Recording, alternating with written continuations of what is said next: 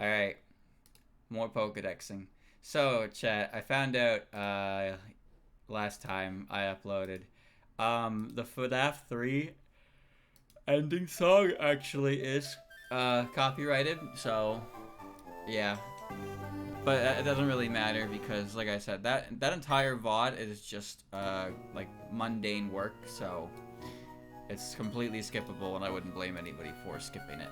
It's more so, it's one of those things that's more so about the live experience than the VOD experience, because there's nothing there that really you need to keep up on.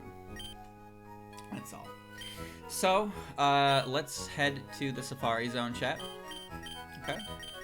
We're gonna head to the Safari Zone, and we're gonna go find C. Sakuya, who I believe is located in the same area that Reimu is. I'm not actually sure about that, though. But we will see. Because I caught Reimu there, and I'm pretty sure all this I'm pretty sure all of the starters are in that area. So I gotta do that.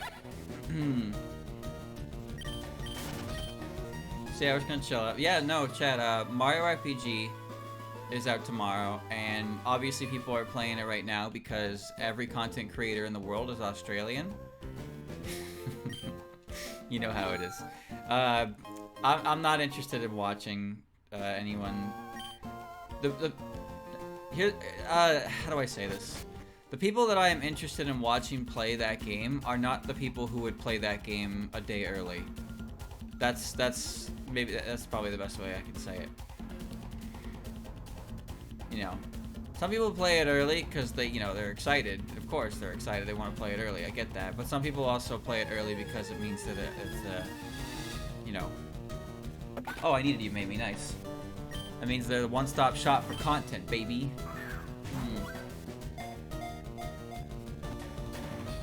Okay, Little Yumemi's actually perfect because I need I need Yumemi's entire line. So this way I don't have to breed and I can just pretty much get her done immediately. But we're here looking for Sakuya, and I'm pretty sure Sakuya is in here. But from what I understand, chat, the game is reviewing very well. Impressive when the outside world is against Tokyo studying magic. The game is reviewing very well. And, what do you call it? It's very faithful to the original in terms of, like, the content. So, like, a lot of the... Because, you know, Mario RPG had some... I wouldn't even say it was, like, humor that really is dated or anything like that. But... it's like they kept a lot of the charm of it, you know? Nothing feels like... nothing was, like, replaced or watered down or anything like that. So, just to be sure, chat, because I know that there's a sheet. Can anyone confirm or deny that Sakuya is in this grass? Because I'm here strictly because Reimu is here. So I figured Sakuya would be here too, but I never actually ran into a small Sakuya. So I do not know if where her area is. Well, this big you made me. I don't need to do that. Nobody had one. Oh, that's just squishy. Hold on, maybe E Sakuya can be caught. Let me see. Okay. Can you catch E Sakuya? You cannot. So yeah, where is little Sakuya?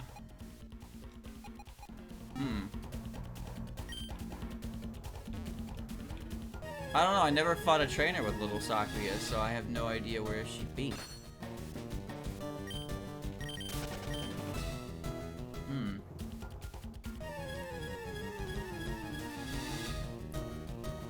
No, I don't think she's in here.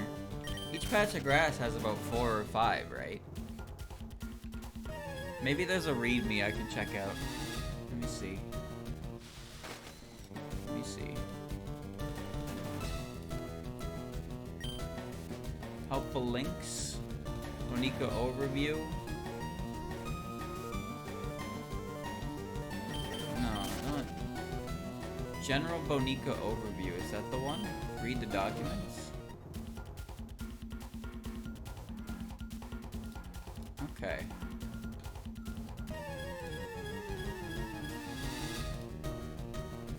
Not you made me. FAQ, known bugs, playthrough, trader meetup.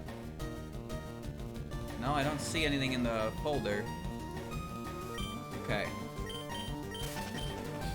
I don't see anything in the folder. Is there really no location data though?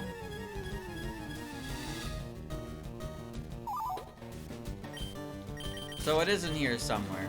See, that made sense to me, but I don't think it's this area. I think it's a different area. This area seems to be Reimu, Yumeimi, Rika, and Koishi and Shirno. Unfortunately, there doesn't seem to be any indication of which area it is, but I'll just look around a bit. Because I'm pretty sure each, like, Safari Zone quadrant? Whatever. Has about 5 puppets in it. Up here. Okay, let's try up here. That reminds me, I need to catch a Lily White. I'm pretty sure Lily White's in here as well.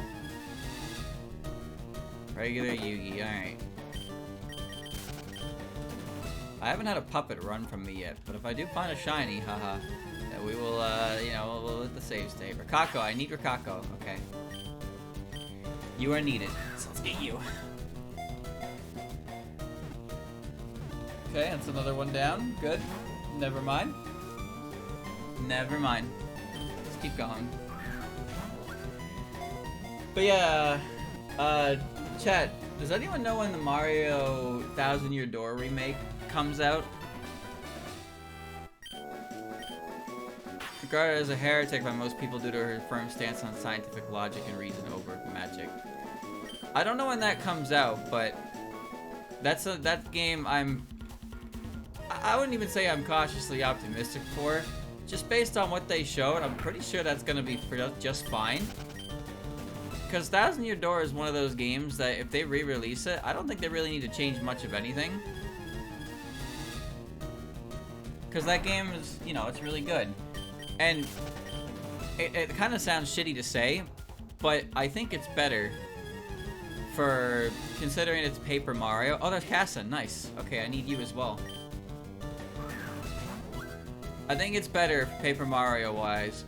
Like, I remember when I saw the book at the end of the direct, I like actually made an audible noise. I was like, holy shit. But as soon as I said that, my brain immediately was like, oh no, the battle system. Oh no, the battle system. Oh no, the battle system. So I was sitting there, I was like, you know, I was kind of like brooding. I was like, uh-oh. And then they showed the battle system, and it was actually Paper Mario, and I was like, holy shit, they didn't change it. And I was popping off. Hermit who often visits the Hakode Shrine, she lives in a dojo, and is Snai's neighbor. I guess technically that's true. Alright, so that's 4 different puppets here. Yeah, Suika, Yugi, Kasten, and Rikako. I'm gonna look around for a little bit more, and I might also find a C Rikako. Because if I find a C Rikako, then I don't have to breed. But there might be a 5th puppet here I'm not seeing. I just don't know which I don't know where Sakuya is, so I gotta be in here for a little bit and really give a thorough look. Perfect. There she is, crossing her arms.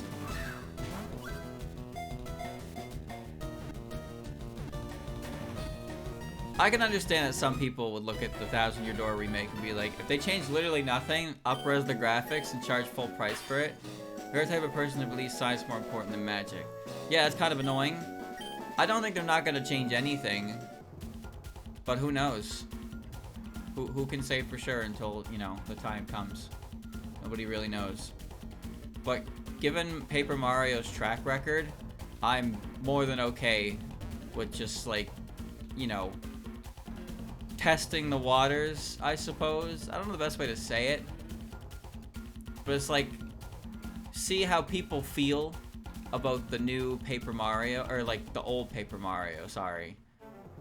Because obviously Sticker Star, Color Splash, and Origami King, those games, I don't actually know how well those sold. Especially Color Splash. Color Splash is such an unknown to me. I genuinely do not know how well it did at all.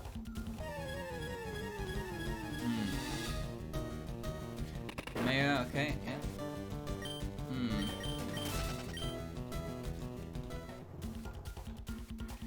Alright.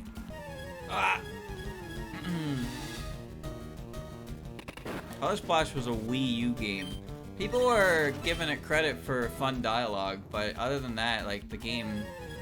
It's one of the few Wii U games, first-party Wii U games, that did not receive any, like, Switch version. Unless you count Origami King, but that's, you know. But Origami King was okay. It wasn't great, but it wasn't bad. Okay, that's Hodai. Right, Shanghai's in here too. I gotta find her. I found her in here originally, I believe. I don't remember what patch of grass was, though. Oh, I need hat. Nice. And it's the little hat, too. It's perfect.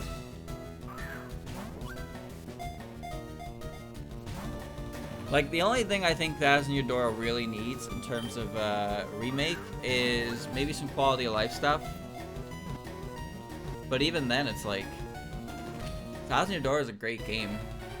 With not a lot of issues, I found. Relatively unknown Crow Tengu with an equally unknown newspaper. Damn! That's some shade. I wrote that description.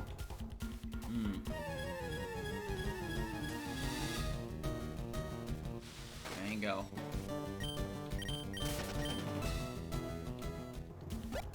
Whoa. Whoa, movement. I hope it does well. I hope it does well, because if it does well, then, you know, that shows Nintendo that, oh yeah, people like Paper Mario like this. Alright, look at the success of F-Zero 99.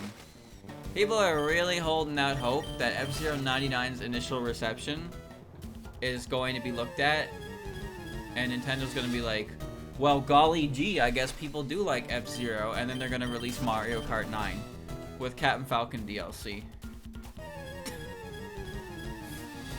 We'll see. F-Zero 99, I don't know how well it's doing right now, or if it's done content updates, but I'm pretty sure, like most 99 games, they will eventually die off, and a lot of the lobby will be filled with bots. Okay, I don't think Sakuya is up here. Yuki, Meira, Rika, Hitate, and Hodai was up here. So let's go up the fucking thing. Come on. I gotta go to the Hoenn area, or the Johto area. Where's the... I don't remember where that is. I want to go to the area that's post-game locked. Check there. I think it's down and over here, right? Oh! Okay, well, that was lucky. I could have been here for fucking ever. Turns out she was in the grass I started in. She was just really rare. Yeah, I remember where Lily is. I remember where Lily is. I don't remember where Shanghai was. Scarlet Level Mansions had made. Her past is a mystery.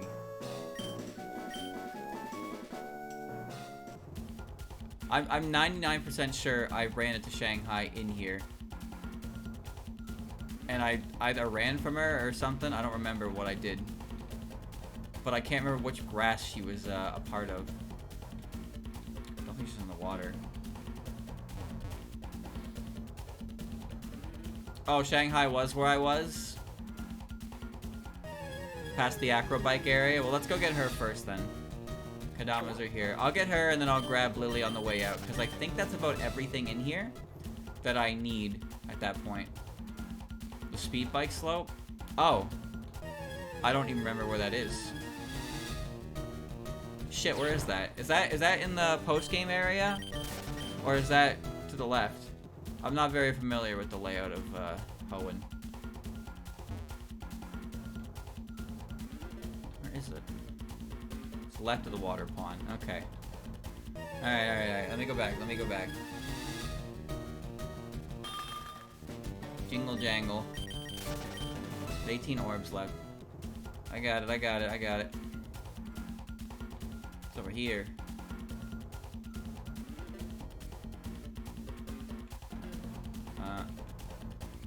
This is north.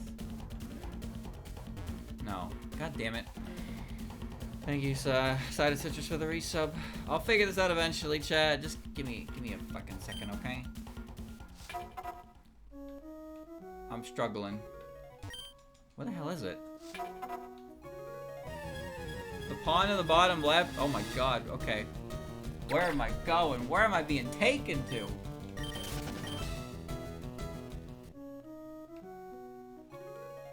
Alright. Aw, bottom left. Okay, I'm going to the bottom left. You know, honestly, considering Sakuya has 2 Evos, if I ran into another one here, it wouldn't be a problem. But I will obviously just breed one, and we'll get through that. But if I catch one here, it's, you know, it's convenient. But I'm not going to actively look for another one here because at that point it will end up being faster. Alright. So chat, last night I was gonna do some stuff and then turns out my oven is not heating properly. So I put my chicken in and it was supposed to be done and it wasn't done, so I tried really hard to, you know, I kept cooking it until eventually I did it. And then I ate it, and I was like, oh, that might not have been a good idea. I did not feel very, I felt kind of off. So I immediately went to bed after eating and slept for like 12 hours. And I'm okay. So, we're fine. Okay, so she's here, yeah? I guess she's here. I'm fine. But I was... Oh yeah, Wriggle. I need Wriggle as well. I was worried. I was like, if this wasn't like fully cooked, then I'm going to bed now, so at least then I can die in peace. You know, like if I feel like icky, then at least I'll be unconscious during the ick. But no, I woke up just fine. But the problem now is I can't really like cook my chicken because the oven is not... What are you doing, Wriggle? The oven is not cooperating. And it really is such a shame. I lost a lot of time as a result of that. There we go. Always seen surrounded by bugs. While not especially powerful, she has strength in numbers. Alright, well. There's Wriggle. So this is the grass. We're looking for a Shanghai, chat. We're looking for a Shanghai. So keep your eyes and your ears peeled. Okay.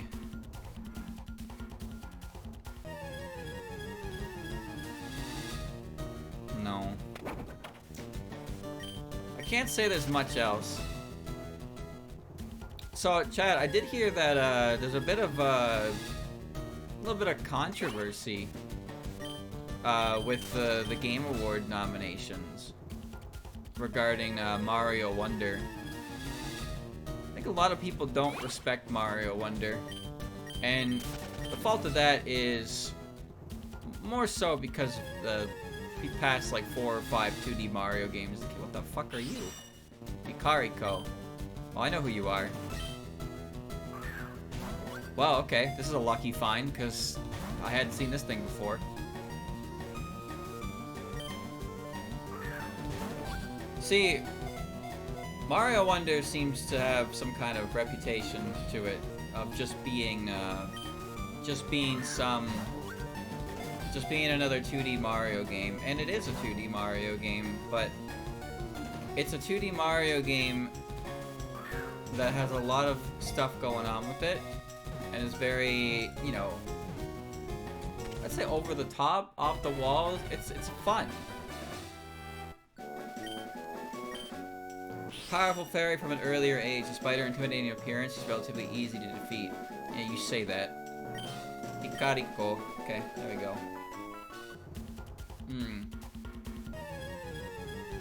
Saw a crazy-ass Xbox fan trying to gas up Starfield over Mario Wonder. I need to do it as well. Starfield not getting nominated for Game of the Year is hilarious to me. But yeah, no, Mario Wonder, reminds me of the earlier Mario 2D games. Games like Mario World and Mario 3. Now, I'm not going to say that New Super Mario Bros. Was necessarily a bad game, but it was the harbinger of destruction for the genre. Because after that was the Wii one, and the Wii one was like, whoa, it's co-op, and then after that was like the Wii U one, and then there was New Super Mario Bros. 2. Like, they made so many things more expression. Being a traditional yokai is near impossible to take on without legendary weapons designed for slaying Nues. Okay, I need to leave. I need to leave because I have 5 balls left, and I'm gonna run out. So we'll run back in there. I didn't realize there was more in there than I thought there was. And we're going again. Okay. Like, they changed the camera, so it's always 3/4 perspective, so the player character is always facing the screen. The enemies are animated, so, like, when you throw something at them, they panic, and when they hit you or are about to hit you, they get, like, you know, their expression changes to match. It's really nice, small details. The wonders are very fun. They're very varied. Some of them are very unique. Some of them are not that great, but, you know, trying to have a unique wonder in every single stage was pretty ambitious, but they still did a very good job with it. And yeah, I know it's easier than other Mario games because it checkpoints your collection. It checkpoints your collection for you, and well, I lost my train of thought. If you play multiplayer, then the game becomes super easy because you can just constantly respawn. There's a lot of power-ups thrown your way and stuff like that as well. But it's not a bad game. It's fun. It's not too hard, not too difficult. But there's just so much about it that is very enjoyable, and it really is just a video game, you know?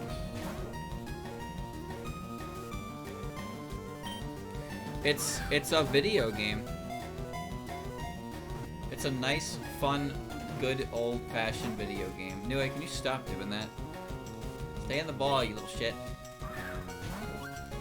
Tears of the Kingdom I didn't play. Obviously, that game is very highly received. It's the sequel to Breath of the Wild, and it improves on the formula super well, and it manages to take the same world of Breath of the Wild and expand on it.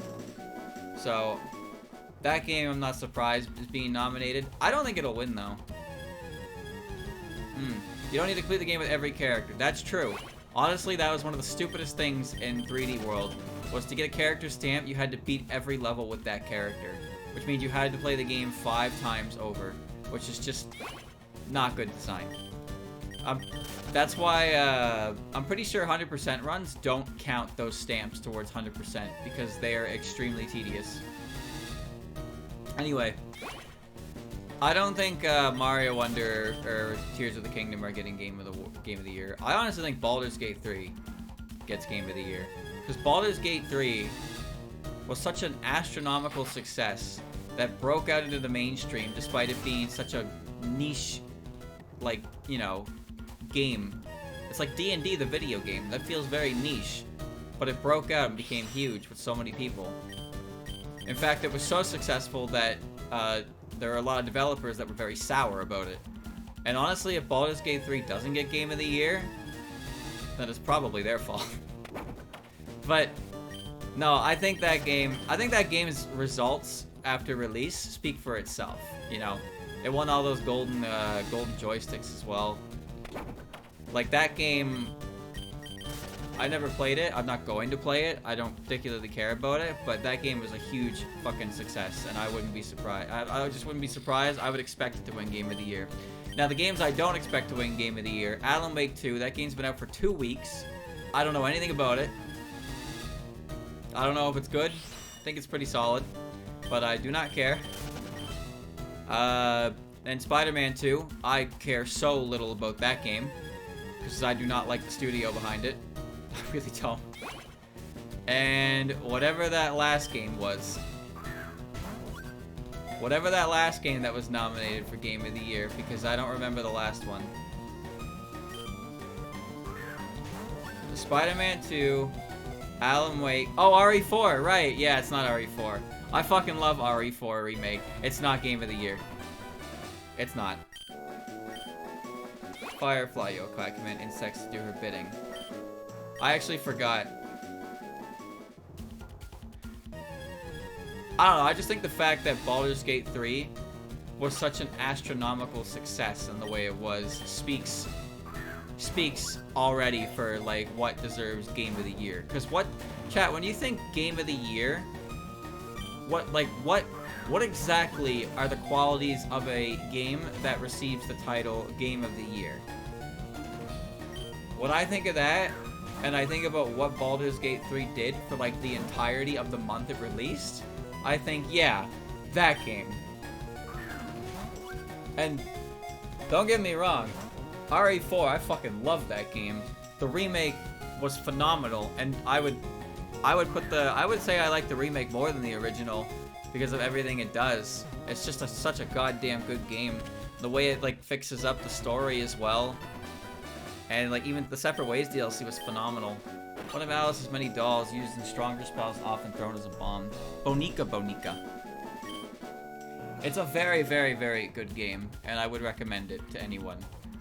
But I don't think it's Game of the Year. Do I think it's better than some of the other games up there? I think it's better than Mario Wonder.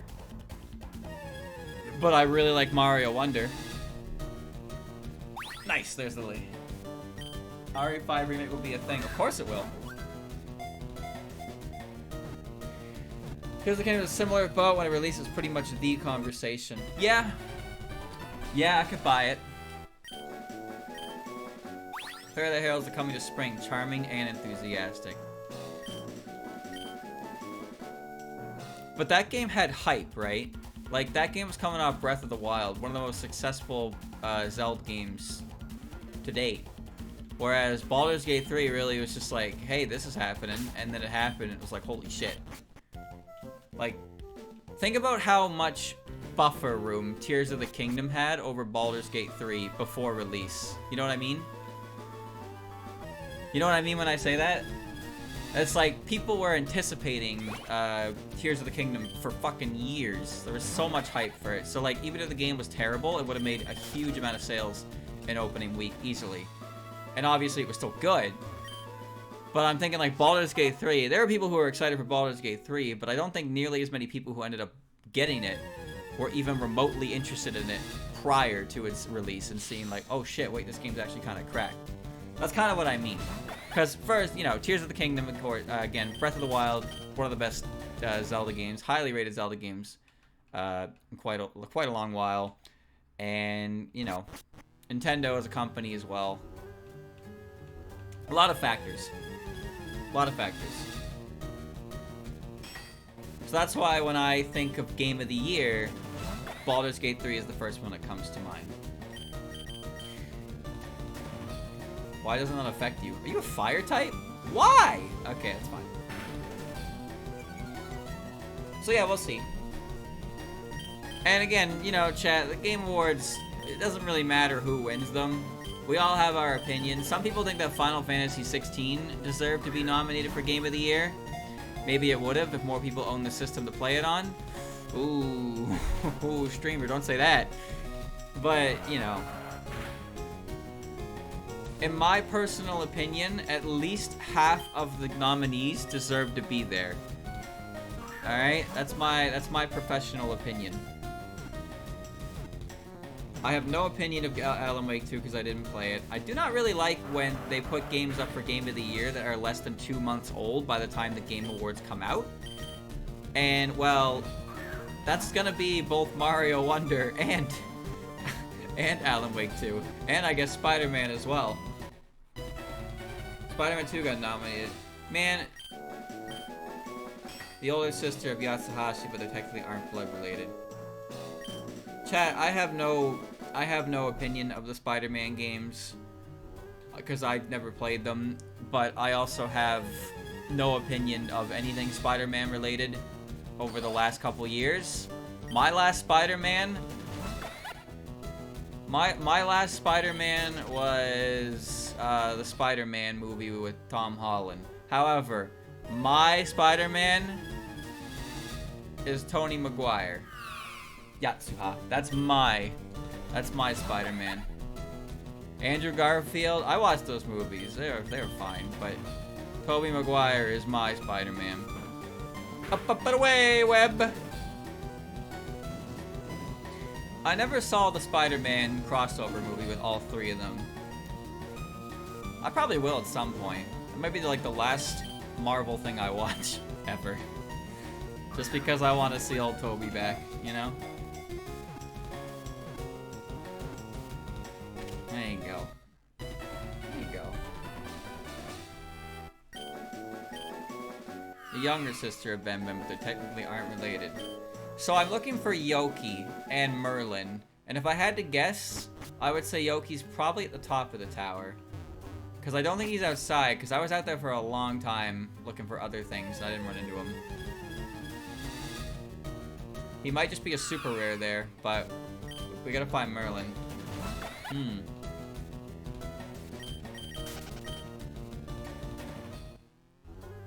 Alright, we're going up. We're going up. We're going up. Alright, top floor coming up. Pikmin's nominated for an award. I liked Pikmin 4. Pikmin 4 had so much content. And it was a great... Oh, nice. I needed you too. Great Pikmin game. Not game of the year. That's fine. But, you know, maybe it'll win something. What ends up happening, chat? I think what ends up happening with the Game Awards is... there's always a game or two that gets nominated for more categories than it deserves to. And... you can usually tell... a past couple with Futo denied her a human resurrection. Enjoys her spirit body since it can't break down. You can usually tell there's usually a common theme for the games when they're nominated for a million categories. Chat, do you remember a couple of years ago when this indie game called Gone Home won like 3 different awards? I don't even know what that game is. I had never heard of that game in my life. I still have never seen anything about that game in my entire life, but it won 3 awards that year. I don't know. I don't know, man. I guess it was really good though. But this is what I mean. These are the type of games that end up like Last of Us 2 one year won so many categories. Last of Us 2 won almost every category it was nominated for. Oh, Joshka. Perfect.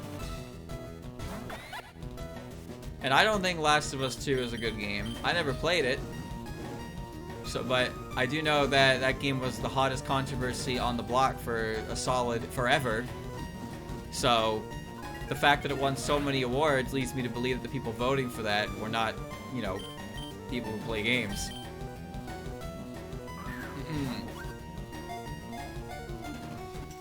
Oh man. Find Yoki at the floor at the single martial artist right before the stairs. Okay. Talisman on her forehead is a to-do list drafted by Sega. Reverts to her old behaviors if it's removed. She's dead, Jim. Talisman keeps her body preserved. That's why she's not blue. Although sometimes people do draw her as blue. I got Miko already. Okay.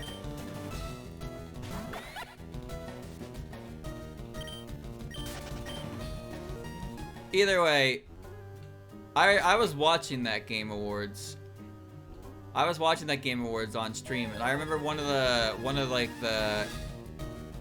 the in-show adverts that popped up. These 2 girls popped up, and they were debating if they're on Team Ellie or Team Abby. And I'm afraid I don't know much more than that, because as soon as they said that, I muted the stream and I groaned until it was over. So, you know. You know. Okay, so Yoki's in here on the floor with Yomu. I like how the pose, Yomu's supposed to be like crouching down, so it's her knee there, but it just looks like she's on little nubs. She's got spaghetti arms, but she's on little nubs.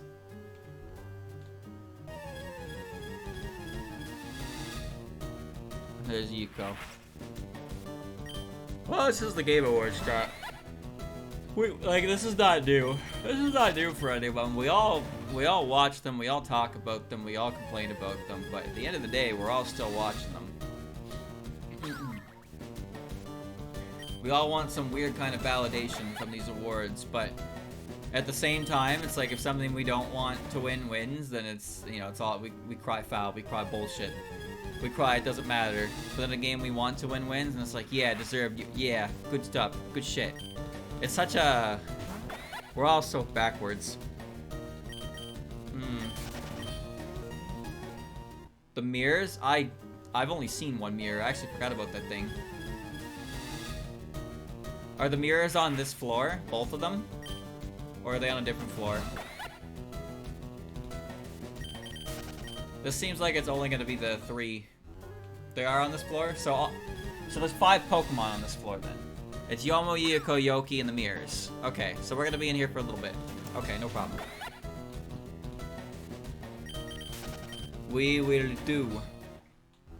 Wait, I need a Yuuko, because I have to get alt Yuuko. So if I run into another Yuuko, I gotta catch that. Because I have, do I need another Yuuko? I don't remember. I had E Yuuko, right? Oh yeah, no, I evolved it, and then I bred it. I have a Shibi one, so I do need another one.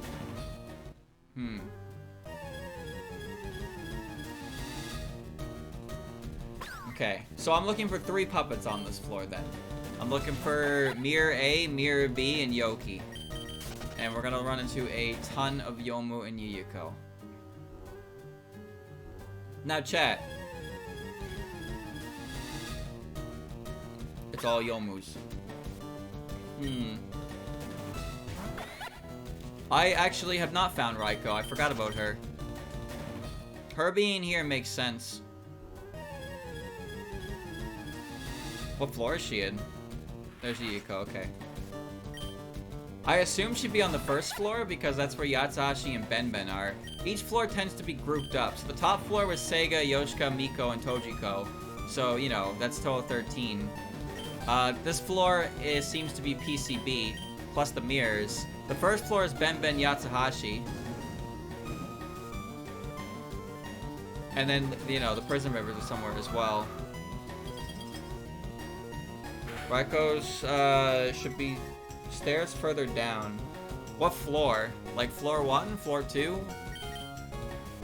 I'm gonna have to find her, because I don't know where she is either. I actually forgot about her entirely. Quite a number of things in here I need to get. I need a Merlin, too. But Merlin will probably be a lot easier to find than what I'm looking for right now. There we go. Nickname. No. Okay, so I have that. That's for the alt Yuuko. Okay. More Yomu. Amazing. Look at her go. Am I gonna find it?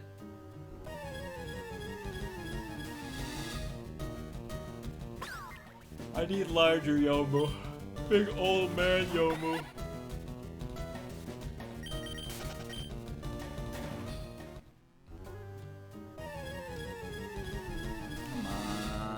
Come on. Come on. You know, I don't even know when the Game Awards are. I don't know if I'll watch them this year. Maybe I will, maybe I won't. I honestly don't know. They really are just a couple hours of moaning and groaning. Couple hours of moaning and groaning, and you know, they do have world premieres. That's a big thing. I do appreciate the world premieres when they show new things, because everybody, like, Game Awards got to a point where like it was a big enough deal that people wanted to show off new things at, which is really cool. Like, that's when Joker and Sephiroth were shown off for Smash, which is really cool. So that's one reason to pay attention to them. Less so the awards, more so. It's like a winter E3 to a certain extent. Oh shit! Kokodo's here too. I forgot about her as well. December 8th. Yeah, that sounds about right. They are the end of the year, after all. I completely forgot about Kokoro as well. Okay, so there's 6 Pokemon or 6 puppets on this floor.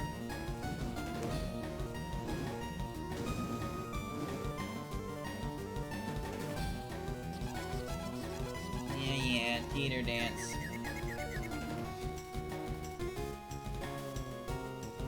I'm rounding up the decks pretty nicely. The real problem comes from trying to find the stuff I don't have any information on. Like Sakuya would have been a bit of a bitch, but wasn't fairly confident I'd find her in the Safari Zone. I found her by luck. She can manipulate the emotions of others as long as she has the mask for that specific emotion in possession. She's got a bunch of masks. 66 of them. And there's Yomu again. So we're absolutely sure everything I'm looking for is on this floor. Just confirming, because... Oh, I found a lot of things in here. I always wish that Pokemon... Pokedex gave a better idea of where a Pokemon is. Because Pokemon that only appear in certain sections... There he is. Pokemon that only appear in certain sections of a larger area, and they're rare, and then the Pokedex is just like, they're here, bro. Just go look, bro.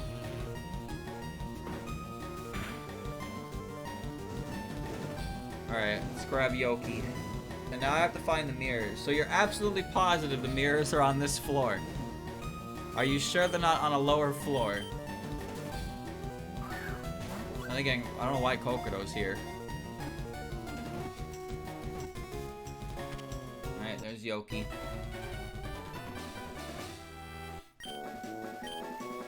Almost former instructor in the art of swordplay. He disappeared one day and nobody knows where he is. It's true. Okay.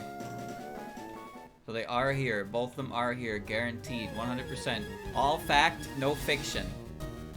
Alright, well, I hope you're ready for Yomu Simulator, chat, because we're going to find a lot of them. I think it would have been funny if little Yomu had a prison shank. So her swords get bigger as she gets bigger. She carries around a little stabby knife. The small shall rise. Because, you know, little Snide's hair clip is a tadpole, and it turns to a frog when she evolves. Give her a little, you know, give her a shank.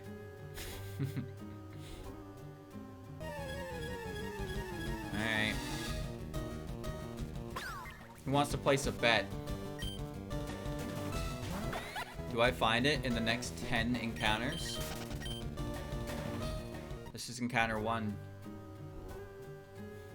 Here it comes.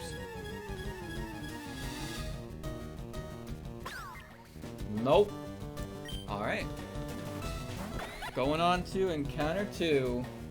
Here we go. Encounter 2. Give it up for day 15. Halfway through November. Day 15 was yesterday. Oh my. Christmas time, what a wonderful time. I have the alt Yomu. I caught that in Java because it was part of an area full of shadow taggers. So I just caught one there.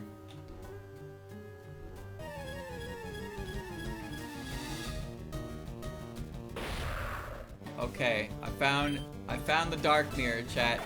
It looks kind of insane. Holy shit, look at it. It's insane.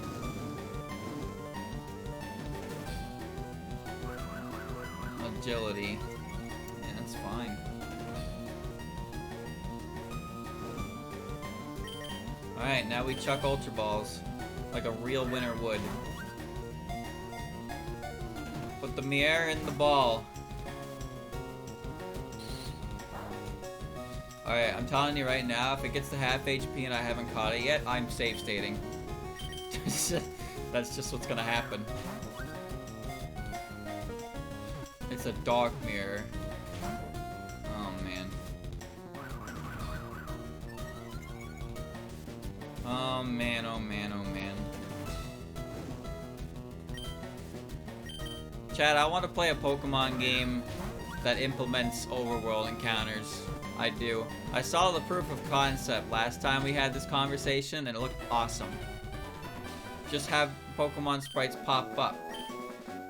Floating mirror seen in the fantasy world. It said that gazing into it reveals the darkest side of one's soul.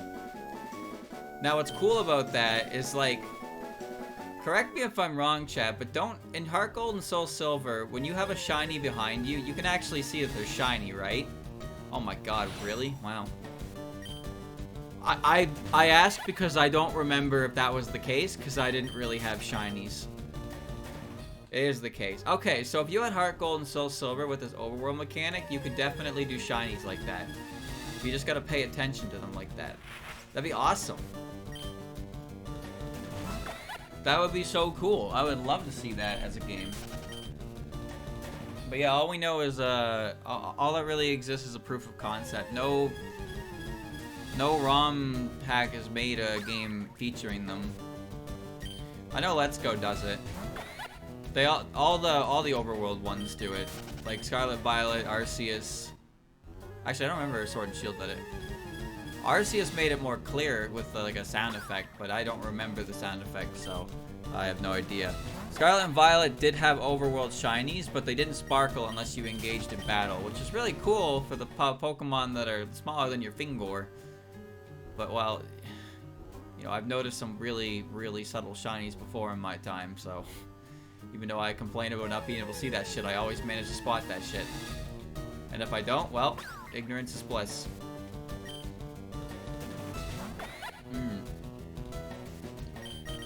You can't auto battle shinies. That's a nice thing as well. Yeah, Let's Go was the first to really do it, and it's good. I like that method of Pokemon catching because it removes so much of the busy work of it. Because you're still actively hunting for a Pokemon, but you're not getting into battle, and flash, and it's like, whoa, and then you send out your Pokemon, and then abilities are traded, and then you try to run, and it can't escape, you know. To find one that uses the overworld thing if you really want. If there's one that's actually, like, good, then yeah. I would love to play that, but I don't know if any exist. And if they're tied to, like, an actual game, or they're tied to some, you know, I assume that if the one does exist, then I wouldn't even mind if it was just like fucking default Heart Gold at that point. How would they work with randomizers? That'd be cool. That would be cool to see.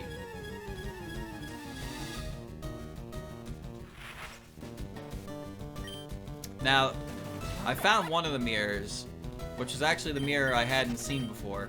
The other mirror somebody had, so I did know what that one looked like. That's the one I'm looking for right now.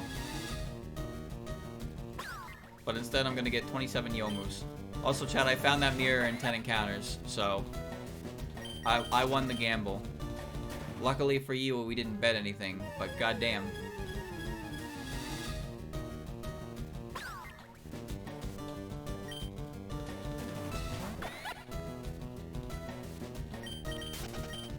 I do wish ROM hacks were a little more, or have more information readily at my fingertips for Pokemon spawns. It's kind of fun just looking for shit, but at the same time, I don't know if I'd be able to do it for, like, actual Pokemon. It's more so the novelty of stuff like this. I know Christian played this really neat, he played this really neat, like, hack of gold that effectively dealt a species, like, every single Pokemon in it. I think it was called Fool's Gold. So, like, all the Pokemon were different types, but they also, like, what they looked like changed to match it. So there were a lot of very unique, like, takes on Pokemon. And that's the kind of thing that, yeah, you'd want to see the entire dex because there's so much creativity in it. But if I was just playing, like, regular Pokemon, I wouldn't really care to, like, complete the Pokedex, you know? Here is different because I want to see all the sprites in this game. There it is. Ungakyo A.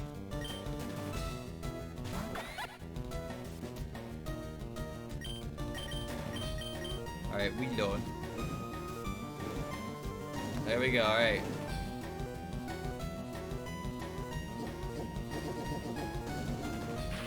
Objective complete. Had a big update recently. It looked really neat. I didn't see too much of it. Alright. Go! My Ultra Bull! Oh, here we go. Ah, Jesus. I like the Pokemon ROM hacks that have their own, like, Pokemon, because I get interested in seeing the creativity. Like, I don't really know what the general opinion on Uranium is, but I thought it had some cool, unique Pokemon. I liked Pokemon Vega for its Pokemon design, but I didn't like the actual gameplay balances. Pokemon Clover. Now, I know what you're gonna say about that one, chat. That game is unplayable. That game is unplayable on any form of website. You gotta play that yourself. But it does have a lot of very unique Pokemon, and not all of them are shitposts. Not all of them are shitposts. Some of them are just neat Pokemon. I think Unjoy is a cool-ass Pokemon. Alright, hold on. I gotta make a save stay here, because I don't want this thing to die to burn. You can basically find a dead Chansey, and then it evolves into a giant fucking, like, creepypasta nurse Joy head. And it's basically Ghost-type Blissey. Unfortunately, the game wants to be a difficulty hack, so it becomes unfun pretty fast. Well, I mean, not that fast, but, you know. Floating mirror seen around Makai, it said that gaze into it reveals the purest side of one's soul. Cool. Ugh. Alright. So we got that now. That's a lot of captures done. So now we're looking for Merlin and Raikou. So which floor is Raikou on?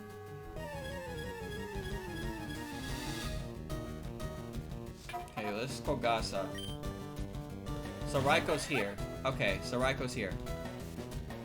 She's here with Kogasi. Is Insurgents done? Actually, I guess I should... Actually, let me ask. Is Pokemon Reborn done? Oh, whoops. Now that is a Pokemon game that shit has been going on for a very, very long time. So this is the Sakumogami floor. That's what this is. That's why Kogasa's here. I remember watching Pokemon Reborn playthroughs like a decade ago. I don't know if that shit ever concluded. I remember as I was watching that, they implemented they implemented their own types of terrains, which were really stupid. Like really stupid. There's an obscene level cap, so getting new badges essentially gives you a 5 levels like breathing room. But if you tick over into past the level, like mid-fight, your Pokemon will start ignoring you, which is just great. So you can't even really put your Pokemon to the max level, because if they do too much of the fight, they tick over and then they don't listen to you anymore. So they sell items, candies that level your Pokemon down, which is just dumb. Just don't have that take effect till after the battle. I've heard of Pokemon Dark Rising. Isn't that game like one of the worst Pokemon ROM hacks ever created? But like, it's really bad, but it's like not even like Snakewood kind of bad, where there's a novelty to its absurdity and stupidity.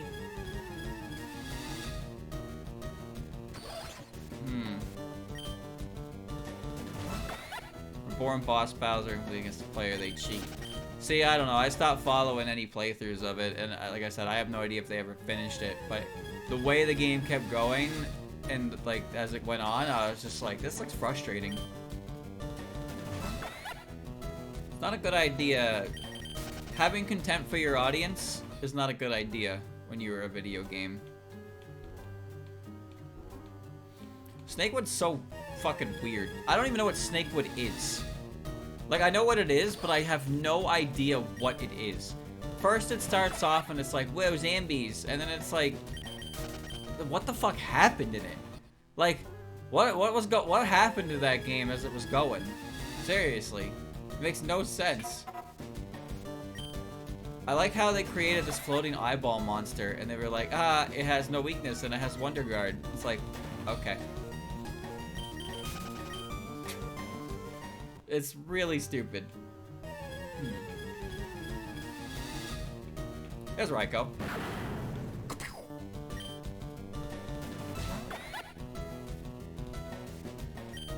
That's pretty quick.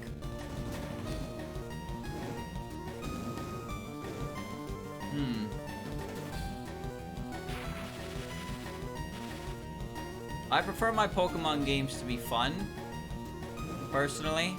And like I said, I actually really like the Fakemon stuff, because Fakemon stuff used to be, for me, Fakemon stuff used to be for me, like, whatever, why Fakemons when real Mons? But as I got older, it's like, to me now, Fakemons are like, I get to experience the wonders of, like, a new Dex. Along with Ben and Yatsushi, she strives to create a paradise for the yokai born from tools. Like, I like when I go into the world and I find new cool Pokemon. I'm like, whoa, this is neat. You know, it's like there's a novelty to it. It's like discovering a whole new region for myself. Okay, now I need to find Merlin, and I think I'm done here. How have I not found a Merlin? He almost fucking every floor.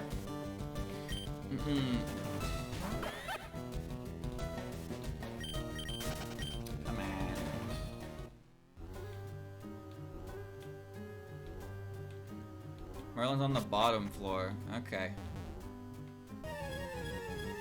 Alright. Oh, a lot of time spent in Mount Pyre.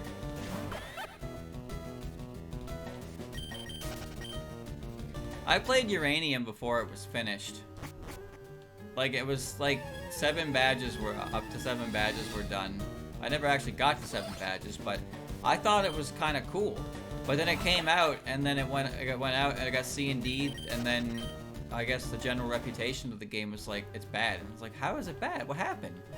I thought it was really cool. I caught this ant thing.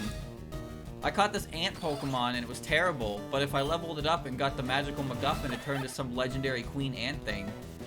So that's why I kept it on my team. And I was like, oh, okay, cool. Cool, how do? But I never got to that point.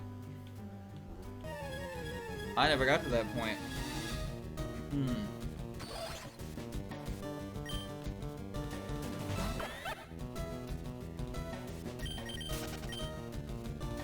I really wanted to like Vega, but after a while I got fed up with it just because the way it was very annoying.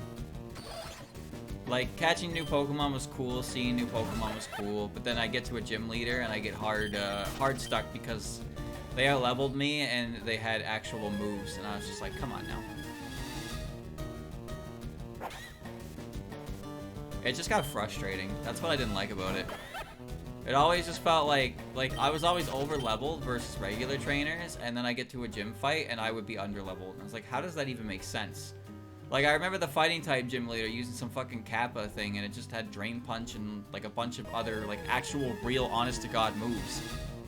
And I was just like, I am level 23. My best move is like Bubble Beam. There's no point to it. That's such a bad like idea for difficult. They're a higher level than you, and they have better moves. Like, okay. So how do you beat them? Strategy?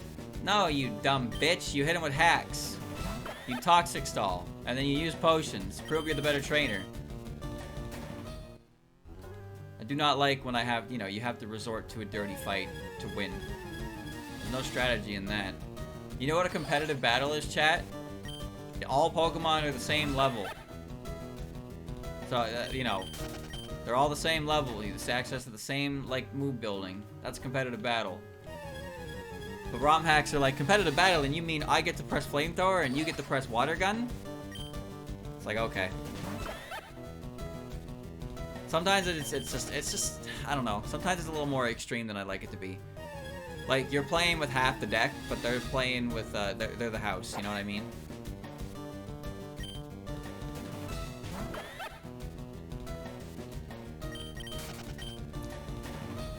me, it's less about the difficulty and more about the fun of the game. It's not that I don't like difficult things.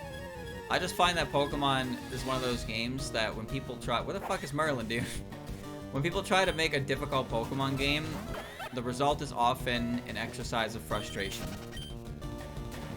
Because it's hard to make a turn-based RPG, like, difficult with AI, where it doesn't just involve you trying to cheese the AI in some capacity.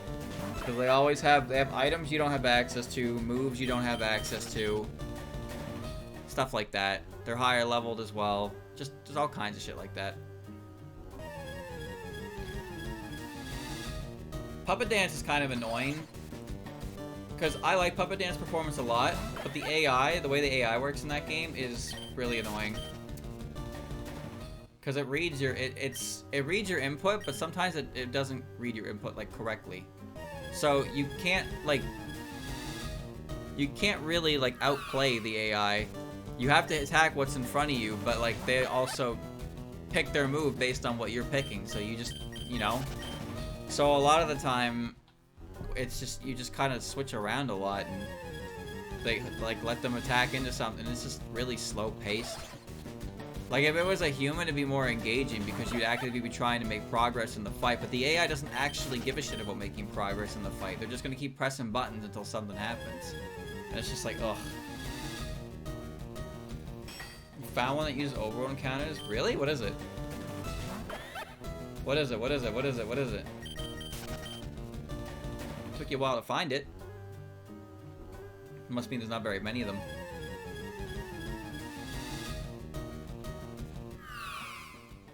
Pokemon K-Show. What the fuck? Alright, give me information. Give me information. With a name like that...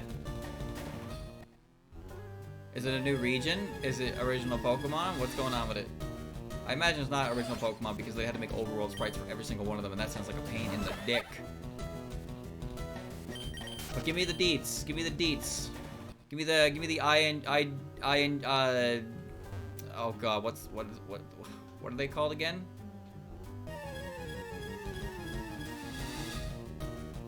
I forgot. What? Chat, what was the name of the journalist? IGN. Give me the IGN score. Give me the IGN score. Give me the IMDb page. This is kind of absurd. You sure Merlin's down here? Oh. Why is she so goddamn rare? Oi, oi, oi. It's just Lyrica and Lunasa. Is it done? Oh. The problem with the difficult fights in Puppet Dance is they unless you have like specific Pokemon that hard counter what they're using, you're really just getting Stall War. And the issue I take with the game is that part of being like a good battler is playing around the hardest puppets. But the way the AI plays, it's so, you know, stiff that sometimes you really just lose because you don't have a matchup against it that lets you just auto kill it. There you are. Holy shit. There's no playing around it. You just can't get it. You just can't get a good hit on it. Sucks. Oh. So give me the info. Oh. Give me the info. Is it a new? What is it? A new region? Does it have new Pokemon? What's the Pokedex like? Is it like everything up to Gen 9? Everything with Gen 9? Everything up to, you know... I need information. Explore the vast open world style region of Jujutsu Island. A full story with 10 to 15 hours of gameplay. Group yourself with the 8 clan leaders in the Elder Four on your quest to become a new lord. Discover 650 Pokemon and 9 generations across different biomes and weather conditions. Overcome tough challenges and unique wild encounters in trainer battles utilizing the mid-battle dialogue capable of Essentials Deluxe. Gather resources and craft your own supplies. Now! Why is it a crafting game? The Middle Prism River sister has a very cheery personality which gets borderline Valley Girl at times. What does that mean? What do you mean, gather resources and craft your own supplies? Why? Okay. Alright, let's look at the decks. What are we looking for now?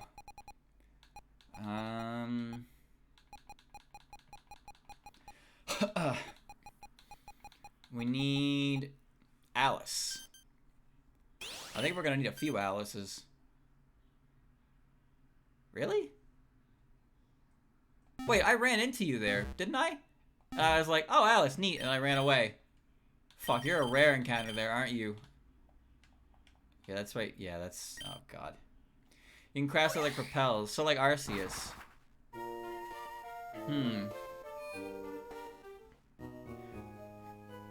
Okay, okay. Well, I'm down to check it out. If somebody else wants to check it out as well, you know, see how it is. I want those IGN reviews. Could be good. Doesn't sound bad. Sounds pretty neat.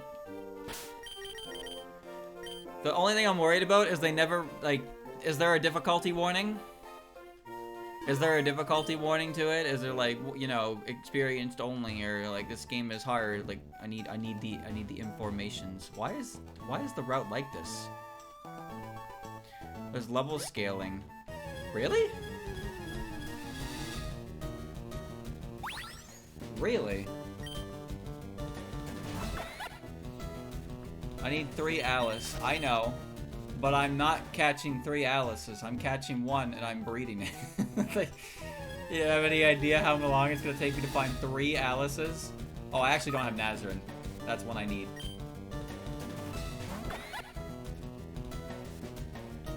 Alright. Get the ball.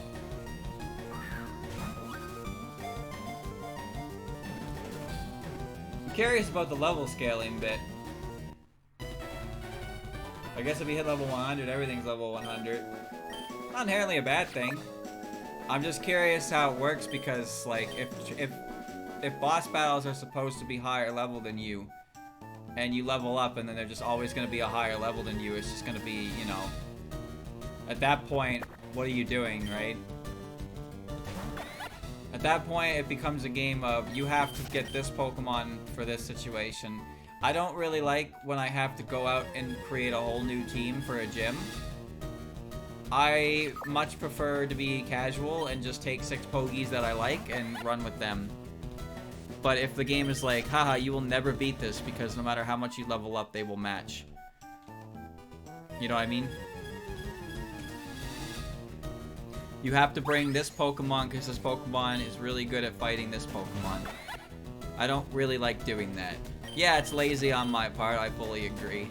And it's extremely casual, I know. But the fun about Pokemon, for me, is just running around the world, having a grand old time. I have discovered Alice. That was actually really quick.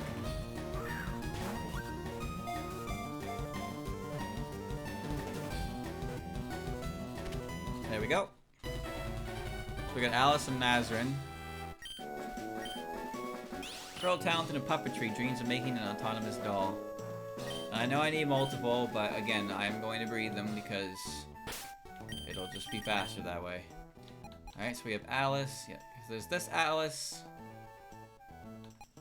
Wait a minute. Are you an evolution or are you your own puppet? Okay, I don't know what you are then. There's A Alice. That's probably Dark Alice. And there's E Alice. Okay. Yeah, I got Lily. Lily's taken care of. Merlin will be taken care of. Iako is fine. Chen and Ron.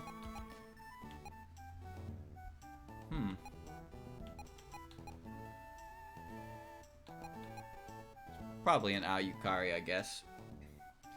Use a moonstone on C. Alice. Oh, okay. Okay, that's fine. Wiggle, Mistia, Kane. I need Kane. Kane's in the forest, right? Yeah, okay. Her and Tay are both in the forest, so I need both of them. Okay. Alright, here we go. This is where I found my Kogasi. I ran into her by complete accident, and she became one of the best members on the team for the early game. Well, I'll be damned. There she is again.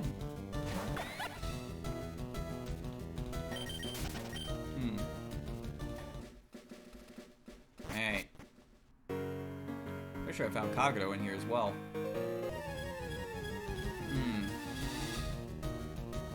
Yep. I don't have Racing. I've seen Big Racing 2. I don't actually know where Racing 2, like Chibi Racing 2 is at all. There's Diose, yeah. Oh. Looking for Tay and Kane. They're in here.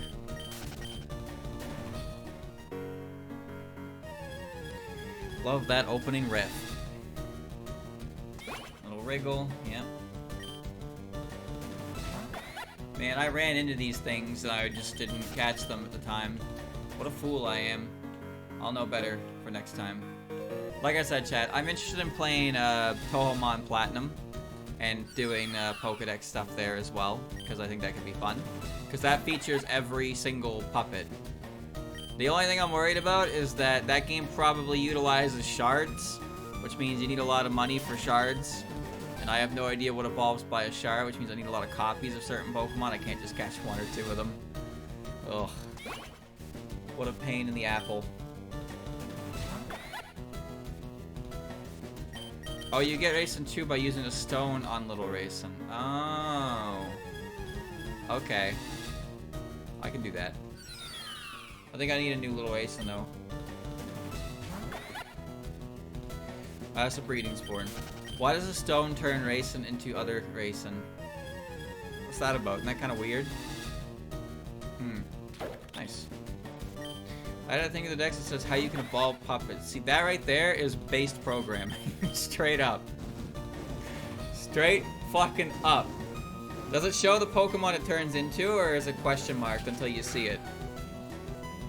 Legitimate question, because I'd like it if it was question marked. So unless you've seen it in the decks already, you can't see what it evolves into. Alright, there's Kane.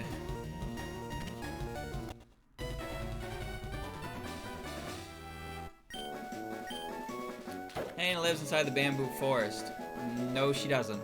She protects the human village from yokai by manipulating histories. What? Kane lives in the bamboo forest. Ooh. Oh, I'm gonna need 2 Canes, yeah. I need 2 Tays as well. Oh wait, yeah, Tay is here. Okay. I thought so. She's probably rare in here.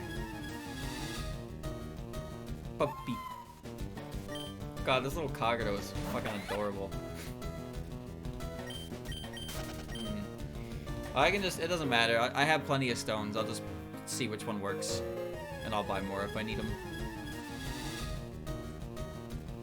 Tay is probably a rare one in here. I wouldn't be surprised if that's the case. We shall see.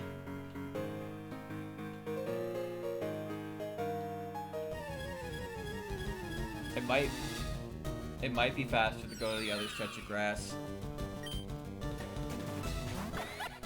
She might be more common there. I'm gonna do that. I'm gonna do that because she's probably more common there. Where are you located? Okay, that's between Bird and Turf and Mauville.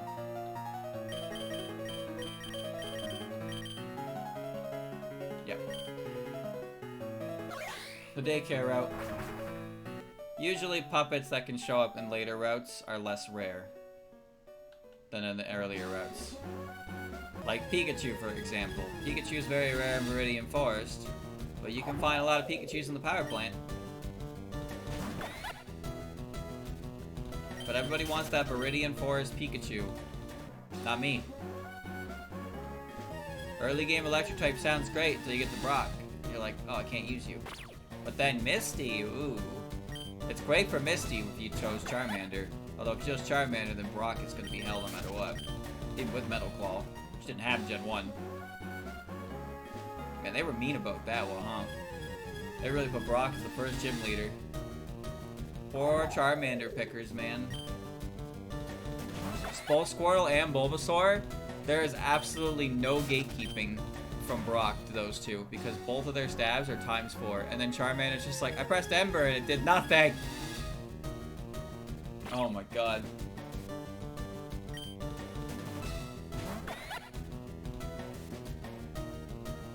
Bulbasaur is really good because Bulbasaur hits, it's good against Misty. It's fine against Surge. It's not good against Erica. It's not good against Koga, but it's also not weak to poison. It's not good against Sabrina. It's not good against Blaine. And it's good against Giovanni. Squirtle's good against 3 of them. Not good against Erica. Not good against Surge. And Charmander is good against Erica.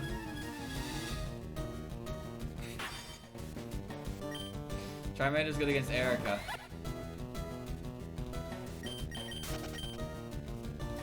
There you go. There you go. The gym leaders types just, they don't really do very well for it. And granted, not like everything revolves around that. The problem is, like, Charizard's not even good against, like, Lorelei, despite Lorelei being the Ice type Elite Four, because half of her team is part water. So he's not even good at that. He's not a Dragon type either, so he's not good against Lance. Holy shit, Charizard. That's not fair.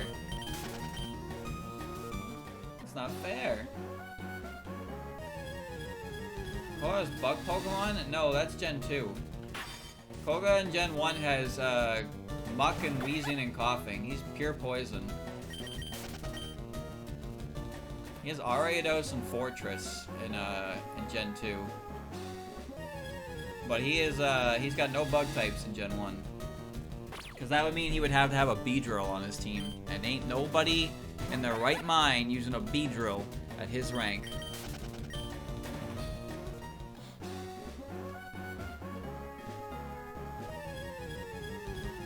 Venusaur is the best starter because guaranteed crit Razor Leaps goes a very long way. And a lot of things you fight are weak to grass. Blastoise isn't bad either. But yeah, Charizard really just got the short end of the stick in Gen 1, so like severely. And then Chikorita followed suit, huh? God damn. I love starting with Chikorita and being, you know, weak to Faulkner, then weak to Bugsy, doing nothing notable to Whitney, nothing to Morty. I'm good against the Poliwrath. Okay, cool. And then can't do anything to Janine. And then can't do anything to Price. Price fucks her up. And then Claire. Oh, okay, sure. It's Water Dragon. Alright, okay. And then the Elite Four. Psychic type, nothing. Dark type, nothing. Fighting type, nothing. Poison type. You lose. You are the one type in the game that is weak to poison. Oh my god. Oh man, Chikorita. Give Chikorita... Put Chikorita in Gen 1. We'll do better there. Okay, how have I not found a Tay yet? I came here specifically because I thought Tay would be an easier find. She's on this route. She's in the grass. She's not in the water. Where the hell are you?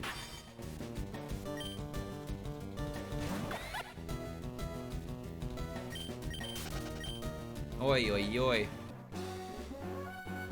Chimchar is good, and not just because he's the only fire type you can have besides Ponyta. Infernape's also a really good Pokemon.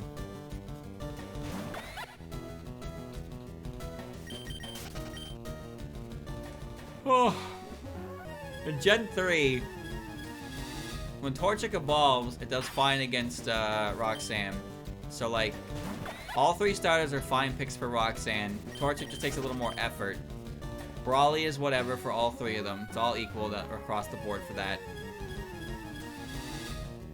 Watson Watson's actually pretty good for the water starter, which is funny to think about, just because when Mudkip evolves, he becomes a ground type. So you can get away with a lot of shit against Watson. Flannery as well, water ground's good against that. Trico does not do well there. And Combuskin it's whatever there. Norman, Combuskin does the best in, because he's part fighting. The others are whatever. Winona, Combuskin, or I guess Blaziken at this point, has the hardest time, because flying. Trico has a hard time, because flying. Swampert is fine. Tate and Liza, Blaziken doesn't like that. But the other two are whatever to it. Swampert's probably better, because they you know, their aces are part rock, so Swampert does better there in that regard. And then Wallace or Juan is water type, which Blaziken doesn't do well against either. So Blaziken kind of gets shit on by the entire back half of the game. But then he beats Sydney. Oh, it's nice here. Cool. He beats Sydney. None of them beat Phoebe. He beats Glacia. He doesn't beat Drake. None of them beat Drake, really. But he does beat Steven. Blaziken's very good against Steven. So yeah, Blaziken has a hard time with the last couple of gyms, but if you're playing Ruby and Sapphire, he actually has a pretty favorable matchup against the majority of the Elite Four. Should be careful of the Celio and Walrein. But even then, they're mostly just fat. They're not that scary. Glalie just goes down instantly.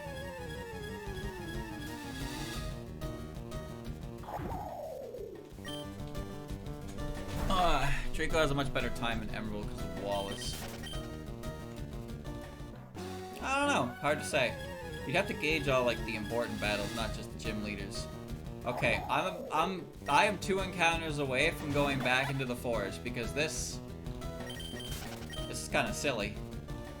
Come on now. Come on. I'm gonna do one more encounter and I'm going back to Puddleberg Woods because I do not understand how I haven't found a Tay in here yet.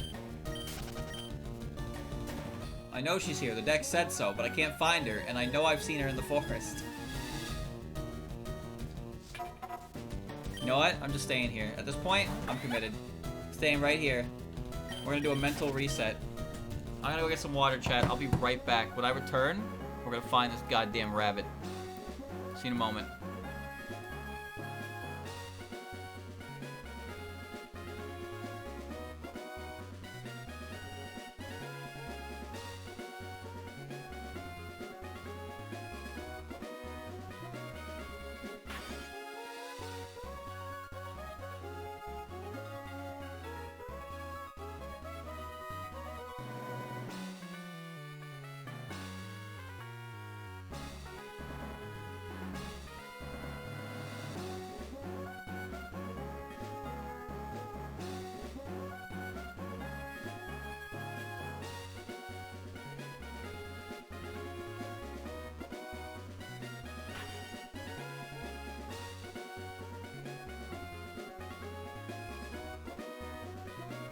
I am now rehydrated.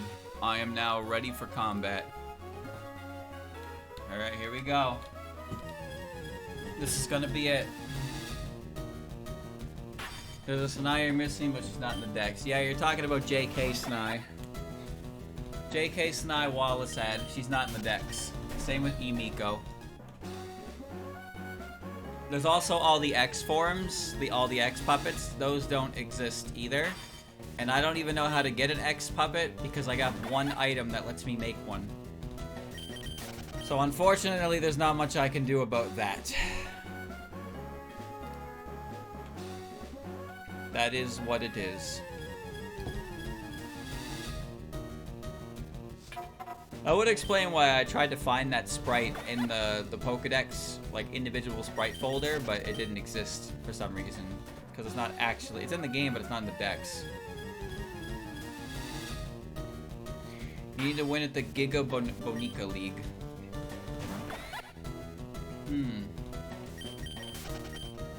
How many X-form puppets even are there? I know there's a Reimu, but she's not in the Dex, or I would have said it would be in my Dex, because I seen one. But Yeah, I'm not particularly interested in grinding the item to get those because, well, I don't want to do that. There's 6. Oh, so I could just save and reset and see them all like that then, right? Okay. Alright, well, I mean, that's possible if I have the puppets. So how exactly are they used? Is it like an Evo stone? Do you use it on the E form, or do you use it on the normal form?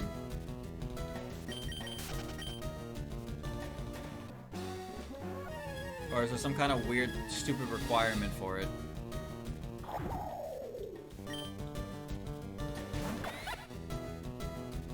You trade them in. Oh, you trade them in and you get one. You don't have to actually, like, evolve something with it?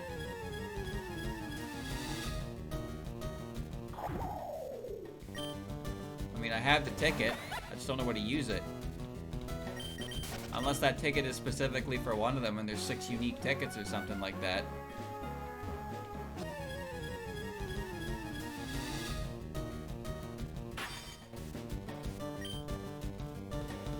Beat the guy and he gives you one random.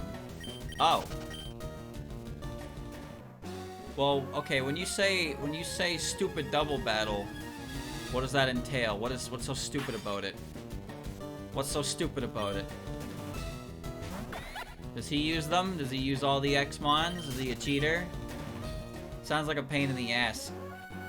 I understand these X-Puppets are like some kind of dumbass BST though. Yes. Yes, yes, yes, yes. Okay. Alright, good to know. Good to know. In other words, it's not worth it. That's what I'm getting. Yeah, that doesn't sound very fun. I guess I would just need a team of like 6 Destiny Bonders. And then use revives. That's the best I can think of. But even then, it's like, you know, that sounds like a pain in the ass. Maybe they're in another game I'll play at some point. Alright, anyone want to do me a favor and find the rabbit? How is the encounter table for this somehow being worse than all the Mount Pyre stuff? It's a simple rabbit. She can't be that rare. There's just no way she's that rare. Come on. Come on.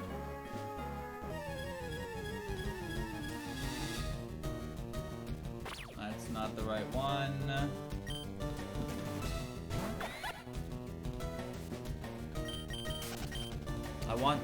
I want to find the rabbit. No, I know she's the lucky rabbit. She's also not the least popular rabbit, but, well, she's not very popular. She's not very popular. Good old moon rabbits, man. Oh. Got her. We have found her! Why are you so stupidly rare? I ran into you back in Petalburg Woods. I regret not catching you.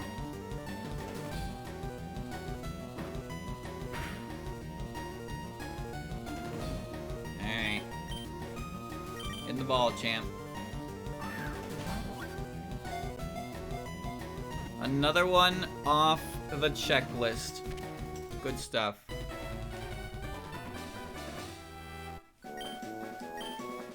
Long live Yokai Rabbit that gives orders to the Ante rabbits. Good, good. Alright, Tay obtained. Haha, get it. Okay. Oh, okay, so there's Aresen and then Racen 2. Alright, got Eren. I do not have Kaguya.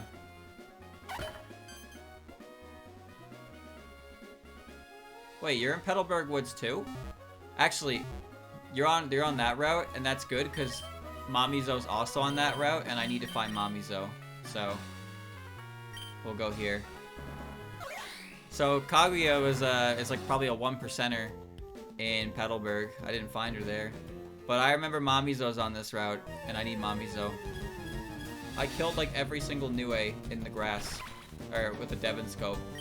I never ended up catching one as a result. The only thing that's annoying about this, okay, as long as I don't go too low, the rain doesn't start. just no rain. No rain, no rain, no rain. Nayose. Considering it's C Sakuya or C Kaguya, she's probably going to be rare. Okay, see, as long as I stay in this grass, I don't have to deal with the "it's raining" text every single time. No, I activated it! 3 square limit. There's a 3 square limit. And it's just Yuka. What do I even do with you? Ka. Everyone knows that rain is the most emotionally moving thing in the world. You want a sad scene, chat? Make it start raining.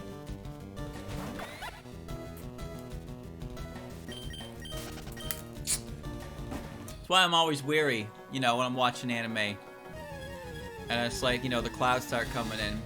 And it's like a moment of, oh shit. You always gotta work at something bad's right around the corner. Nothing adds to the emotional tension quite like, you know, the clouds rolling in. And then when the rain finally comes down and it's, you know, it's bye-bye Butterfree. Sadness.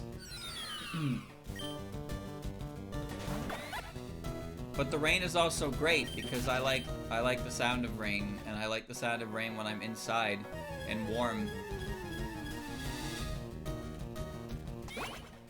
Nice rain on a cold spring night, man. A cold autumn night. You know, you got the roasting fire. You got a cocoa. You got a blankie. And you just hear the rain outside, but none of it's bothering you. That's such an ideal setup right there. Unfortunately for me, I'm not in a position where I can listen to the sound of rain on my window all the time. It needs to be raining especially hard for that. It's cozy, man. Knowing the rain is outside, but I am inside is great. That's what it is about white noise that I like so much. Especially with fans. The sound of a fan makes me think of the cold breeze it blows, but then I'm not cold because I'm not getting hit by it, and it feels cozy.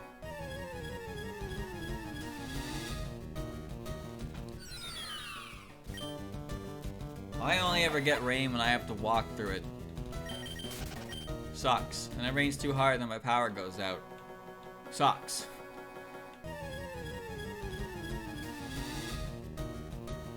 Alright, I know Mamizo's in this grass because I ran into her. And Kaguya is somewhere on this route as well, but it said the whole route, so it can be any grass. There's no special grass, no bullshit like that. It just so happens that she's probably like a 1%er, because of course she is. Well, hello there. I suppose I now eat my words. How you doing, champ? I still need Mamizo though, so I can't leave yet.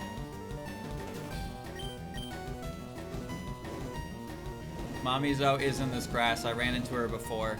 Wait, no, Mamizo is in the grass on the route next to Lily Cove. So the other side of Fort Tree. So I'll walk over there. I found her by I ran into her by accident when I was looking for Yorihime. So we'll do that. I can always double. You know, I'm gonna double check. Canarian Princess banished for drinking the Hodai elixir. Alright, that's that. Alright, let's see. Got Aya. Oh yeah, where are you?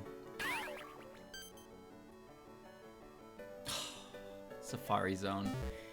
Okay, Himawari is in the Safari Zone. And I need Momiji and Kaneko. Miji is... Really? I don't even remember Miji on that route. Okay, she's up over there. What about Kaneko? Did I run to Kaneko before? Area unknown? What?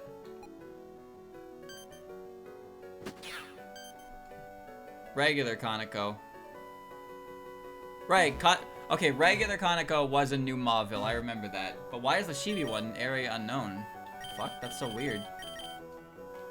Okay, well, let's get Momiji. Himawari's in the Safari Zone somewhere. I don't know where that is. Let's do this first.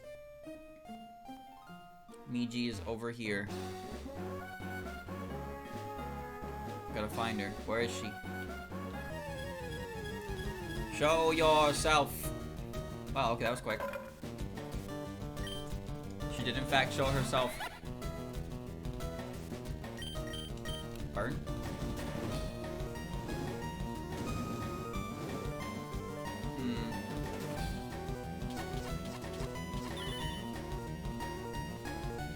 So, I'm gonna go to New Mauville first, and I'm pretty sure Himawari evolves, because that says C Himawari.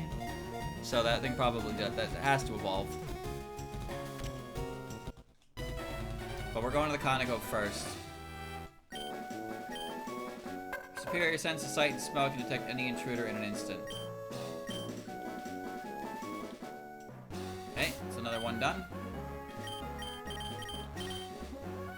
And now we're going... She's also located on...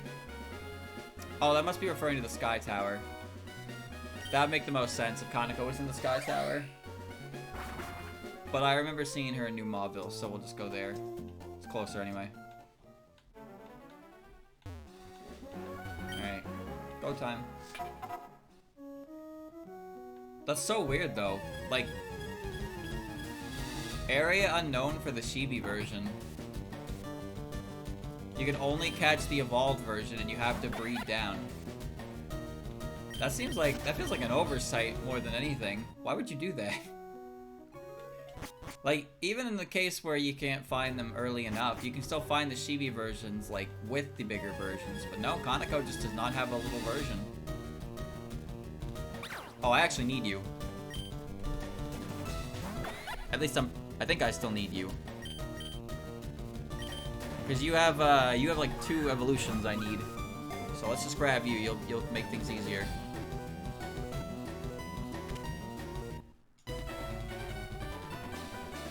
There we go. You have Alt Marissa and A Marissa. So if I find 2 of you in here, that'll save me a lot of time. But otherwise, I'm just here for Kaneko.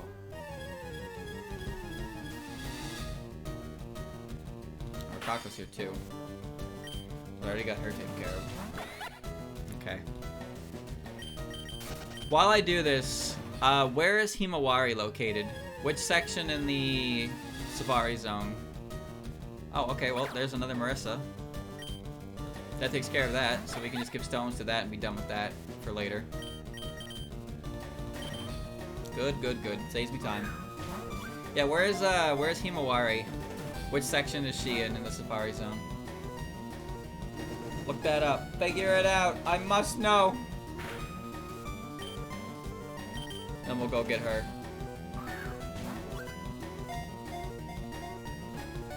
I can't burn her. She's a fire type.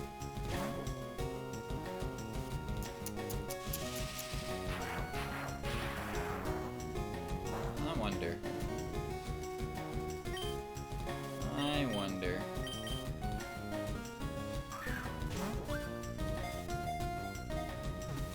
I don't actually know how the capture rate applies to a nest ball at all. I have no clue how that ball works. Or if it's even any good without like a ridiculous level gap between the 2 puppets or Pokemon, whatever, you know what I mean. Okay. It's not like I can hit her. No Thunder Wave. I like the red rings she has in the front of her broom. I don't recall any broom of hers ever having like that. It's in Zakuya Zone across the water. Wait, across the water? Really? Oh, I didn't find Kaneko yet. Wait, so you're saying the grass on the other side of the water has different encounters? I mean, I know where that is, at least. Yumeimi. I have little Yumeimi, but I guess I can just catch the bigger one. Yeah, we'll do that. Alright. That doesn't matter. I'm not attacking you anymore. Orb, go. Orb, go. Good. Nest Ball only helps up to level 29. Those that are assistant cheering in the probability space hypervessel. What does that mean, only helps up to level 29? You mean it doesn't work on Pokemon that are above level 29? Like, it just has no bonus effect? I thought it was based on difference between the puppet you're using and the puppet you're facing. Not actually the level of the puppet. At level 29, it has a 1.1. What? A 1.1? What? What kind of modifier is that? That's cringe. Okay, I know for a fact I ran into multiple Kanekos when I was here before. No wonder that ball is sold so early. It's ass cheeks. It has a better multiplier than the Pokeball. And it has shit. It's shit! Man, oh man. You know the Beast Ball? The Beast Ball has a catch modifier of like 0.1 or some crazy shit like that.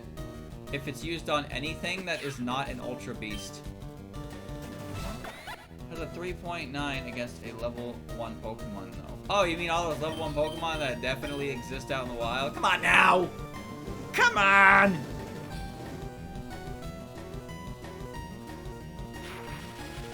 Give me that silly business. What a bad ball. Shit costs 1,000 monies. Who's got 1,000 monies for this? Alright, that should be good. Okay, now we gotta go back to the same place we started the stream at and look for a sunflower fairy. Rather untraditional goddess that loves technology and innovation, actively seeks faith through various means. Regigigas and Platinum. You know what? I actually forgot that thing was level 1 in that game for some reason. Why was it level 1? There was absolutely no reason to make that thing level 1 in Platinum, because I'm pretty sure you couldn't access it until post-game anyway. Why did they do that? It was level 70 in Diamond and Pearl. Why is it level 1 in Platinum? Why does everybody on the dev team hate that Pokemon? That Pokemon is the butt of every single fucking joke at Game Freak. They actually fucking hate him. It's not even, like, subtle. It's not even subtle, man. It's so blatant. There's such a blatant dislike towards that Pokemon. I honestly believe that the motherfucker who created it had some kind of vendetta with the company. And then after he made it, and it was permanently a Pokemon, they're like, yeah, fuck you. And they just constantly did everything they possibly could to keep it a bad Pokemon. Net Ball is better than an Ultra Ball up to level... Or, Nest Ball is better than an Ultra Ball up to level 19. Oh. Okay. Alright. You get the movie Regigigas, which lets you get the 3 Reggies, which lets you get the Regigigas. Yeah. Yeah, I know. It is. It is. What else can I even say, or, you know, like... Alright, across the water, huh? I mean, it's just this general area, but it's probably the super rare. I figured Sakuya was. But hey, if I find another Sakuya, that's perfect. But I'm looking for Himawari. Okay, this is the grass we're using. How does it even work? It was a movie event Pokemon that activated an event in Platinum. But the thing is, if you had Regigigas in Diamond and Pearl, you probably had access to the Regis as well from Hoenn. So, you know. It was probably more just like, oh, you want an extra Regigigas? Here you go. And they made it level 1 kind of deal. Either way, it's really, really stupid how they put 3 legendaries in Platinum and tied it behind a fucking movie legendary. Event legendary. Very, very stupid. And then apparently the Regis were in black and white too. And I genuinely did not remember that. Because I got them in my decks by trading. Oh, there's another Sakuya. I got them in my decks from trading over from previous generations. Because there's like a whole cave system in that game for like Twist Mountain. Or Drift Vale Underground or some shit. And it's just, I never explored it because I did not care. Alright, 2 Sakuyas. One for E Sakuya, one for T Sakuya. But we're looking for C Himawari. We found Hikariko, which is nice, because that was not in my decks at all. Kind of by accident. Go figure, everything I'm missing at this point is the super rare stuff. Even though, like, I wasn't actively in here looking for things anyway. One trainer had that little sunflower. I'm glad the fossils were a lot standardized in Gen 4. But the fossils are never really that good. And, like, they're not really that good Pokemon. Kabutops and Omastar are neat, they're not good. Aerodactyl's pretty decent, but it's still not, like, breaking any records. Armaldo and Cradily aren't very good. Rampardos and Bastiodon are not good at all. The only fossil that's ever really done anything notable is Dracovish. And those fossils are very silly. Also, the other ones aside from Dracovish did not do nearly as well. Fossil Pokemon always seem to have something about them that makes them not that great. Archeops had a really good stat spread, but then they had a shitty ability. Tyrantrum is cool, but can't cut it.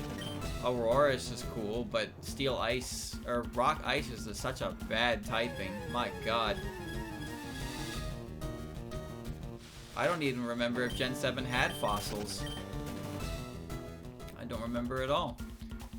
It's not like I don't like fossil Pokemon. I think some of them are pretty cool. I just think that it's kind of surprising how many of them aren't good for one reason or another. Why do you get... I don't understand why you get Kabuto and Omanite and Aerodactyl so goddamn late in the game and you're giving to them at level 20. Sure, it's a really good Pokemon for dealing with Blaine, but it's level 20. If you're down on Cinnabar, you have access to Surf, which requires you to beat Koga. And Koga's strongest Pokemon is like level 39. Why is my fossil Pokemon level 20? Like... And it evolves at like level 44 or some like crazy fucking number like that. Why do that? I do not understand why you do that. Just make it level 30, and even level 30 is fine. Jesus Christ, it's so bad. Why would anyone want to raise it?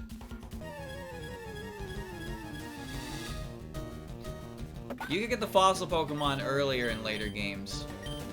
Like, you get the fossil in this game in the desert, and you bring it to Devon, and you're good. The only thing that does kind of suck about that is Flannery's Ace is level 29. The fossils in this game, I believe, are level 20, so it's still under leveled, but it's not nearly as bad. In Generation 3, or sorry, not Generation 3. In Generation 4, you can get your fossil returned to normal in Oreburgh. Although I genuinely do not remember where you get your first fossil in that game. At all. Huh. Now, you do get it early in Gen 6. You get your fossil early in Gen 6 and you can recover it before the second gym. And hell, the second gym leader's 2 Pokemon are the fossil Pokemon as well.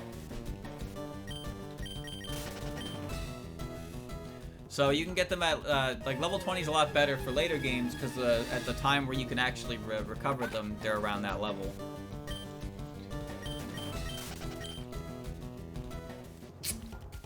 You have to go find them yourself underground. But you don't get access to underground until after Gardenia. But it's actually pretty good placement, because Gardenia's level 24 with her Rose Raid. And when you go south of Cycling Road, you are immediately an Oreburgh. The way it lines up is actually very nice. It's like, oh, check out the underground. Check it out. It's cool, right? And, you know, there are trainers... Like, I'm pretty sure Rorik says he found his Granados in the underground. So it's like, that's telling you that, hey, you can find these Pokemon down here. So you find it, you look around for a while, you find it, you get down to the bottom of Cycling Road, you recover it, you rejuvenate it, and its level is now definitely ready to, like, start going with the team. It's just a shame that Gen 4's fossils are very bad. Granados and Shieldon, they are two extremes that fall flat on their face. Another Skuya. I do not need another Skuya, though. No Skuya. I'm looking for Himawari. Reimu. I actually don't need this. Because I have, I leveled a Reimu up. And I caught E-Reimu to begin with. So there's one Reimu form I'm missing. Okay, now you're just being mean about this. Come on now. You're good at using them? Okay, I want you to go look at Granados' level up move pool in Gen 4. There she is. I want you to go look up its level up move pool in Gen 4 right now. I was using one. I was playing a Platinum game that, like, added all the Pokemon, and you can find Granados in a little pathway between, like, next to Oreburgh. Simply use TMs. Alright, motherfucker. Go look at all the TMs you can find throughout the game, and tell me which ones I can learn that are any good that you get at any point in the game before, like, the 7th gym. I'm gonna hit you. I'm gonna hit you. That Pokemon is bad. A rather common fairy you can find almost anywhere against Sokyo. It has Headbutt. That's it. Its Rock Stab is like non-existent without TMs. Yeah, where do you find Rock Slide? And you got Kaneko. I've seen Parse before. Granite Cave and Meteor Falls. Okay. Okay. I'll go grab her. Here we go. And then Shieldon. Sure, Shieldon's like super defensive, but, well, what else does it do?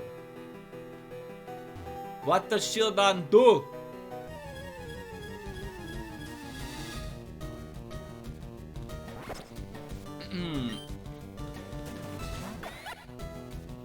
Head Smash isn't a recoil move. In fact, there are a lot of other Pokemon that can use Head Smash better than Rampardos because they have Rock Head as an ability. Good old Bastiodon just sits on you and dies because Rock Steel is actually a terrible defensive typing, despite the two individual typings being actually pretty good. Fucking Basculin does it. Basculin has Rock Head Smash. Oh, there were little Remys in this cave. I did not even realize that. Or maybe I did. Why is there a wing on her butt? Whatever. It was a signature move. No, you are right, it was. But it's one of those signature moves that got added to other Pokemon later. But yeah, Rampardos, he's pretty much... He's a very good example of why just giving a Pokemon an absurd attack stat doesn't make a Pokemon good. He hits really fucking hard if he gets to hit.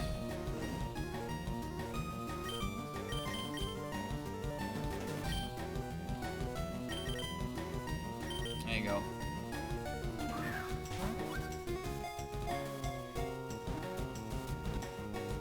Oh. Oh. There we go. Parse acquired. Nonchalantly guards the bridge of the underworld. Has green eyes of jealousy. Sure does.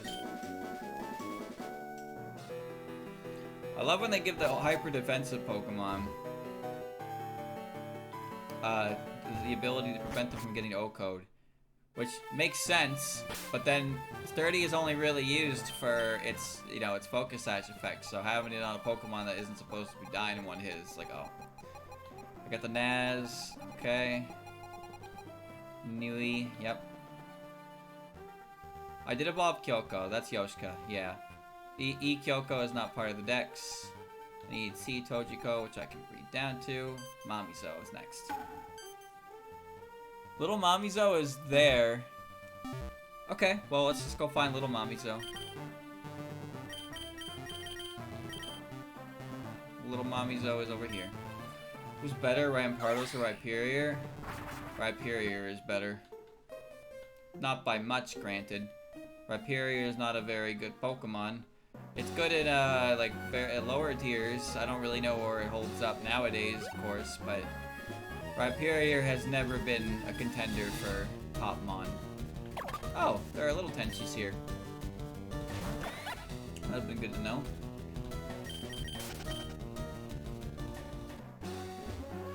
Alright. Looking for little Mamizo. Knowing my luck, she's turbo rare. We'll see. I feel like it'd be quicker to go out here and then level it up than catch the Evo, because who knows how rare the Evo is. I regret running from her when I did, that's for sure. Hello, Chen.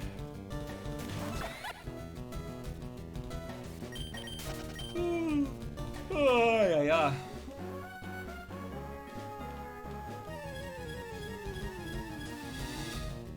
No. Rock Ground is interesting type combination, because stab-wise it feels really good. But, well, pretty much every Pokemon that is that type combination is not really regarded as a good Pokemon. Unless you're talking about Gen 1. In which case, Rhydon is really good at one thing, and that's sitting on Zapdos. That's about it, really. It gets shit on by Tauros, because Tauros can learn Blizzard.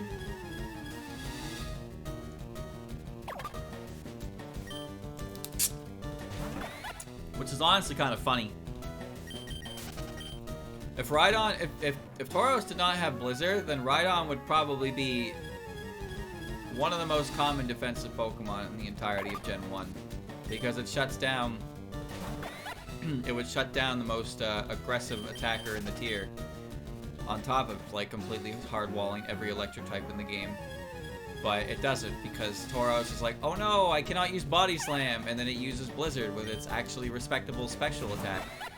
And kills you in one hit, because Rhydon has no special at all to speak of. You almost feel bad.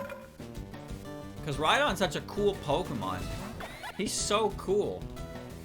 Why does he suck so much? Okay, I know why he sucks, but why does he have to suck? And why is Rhyperior's existence not enough to make him better? Rhyperior just buffs up on the stats that he, like, already is good in and does nothing for his weakness points. He's still just, you know, a rock ground type who dies in one hit special hit and 0 speed. But hey, I guess he takes the physical hits better now and he hits harder. I like Rhyperior's name. I think he's ugly, though. I think he's kind of ugly. Boom! I have found her.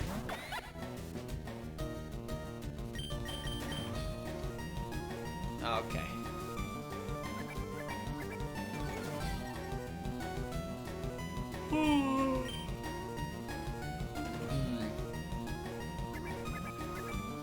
There are ground types that aren't part rock. There are very few rock types that aren't part ground in Gen 1. If you're a rock type in Gen 1, if you're not a fossil, you are a ground type as well. It's a big reason why I thought rock was immune to electric. But there's Sandshrew. Sandshrew's just a pure ground type. Diglett's a pure ground type. But yeah, Aerodactyl, Omanyte, and Kabuto line. Those 5 are rock water / rock flying. They're not ground. But Onyx, Geodude, Graveler, Golem, Rhyhorn, Rhydon, all rock ground. A friend of New Age called from the outside world as a trump card. I hate when my Pokemon loses to squirt guns. Okay, so I need Little Ben, Little Yatsuhashi. Oh yeah, Seiya. Where are you? Oh no. Chat, where is... Oh no. Where's Seiya? You're also unknown. Little Raikou. Okay, yeah, where's, where do I find Seiya? Because C Seiya doesn't exist, and I've never seen regular Seiya. I've only seen E Seiya. Where did I find Sukuna? She was in the... Sky Tower. Wait, Seiya's in Mount Pyre? Really? What floor?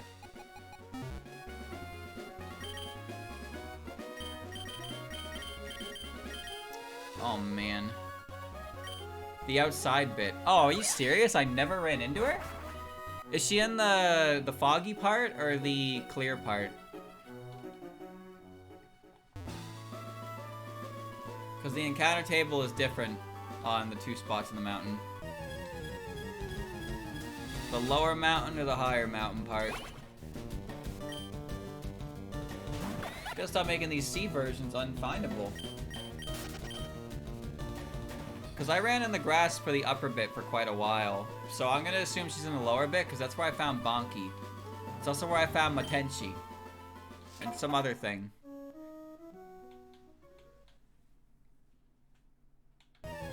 Spooky.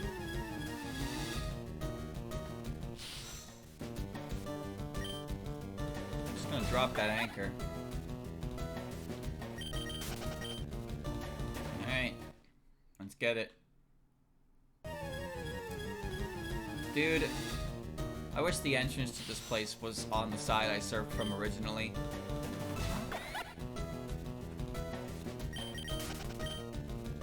Oi, oi, oi. Alright. All these areas I've been to, just coming back each time. So this is the grass we gotta look for, and there's Matenchi. This thing had Whirlwind. I gotta be careful of that. If a shiny one appears, which it definitely can, right? I thought you were rare. Turns out you're not rare. You're just an asshole. You blew me away and never came back. And I found you again, and now you're everywhere. Come on. Yeah, there's Bonky. Alright, here comes another 1% encounter we gotta find. Everybody's favorite. Ugh. Yeah, Norioko.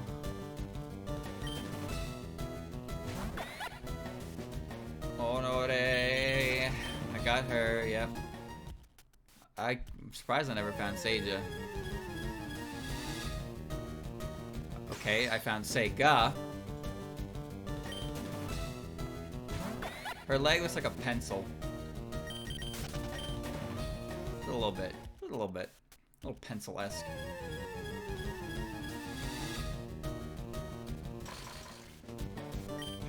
More Bonky. What a dynamic pose she's striking.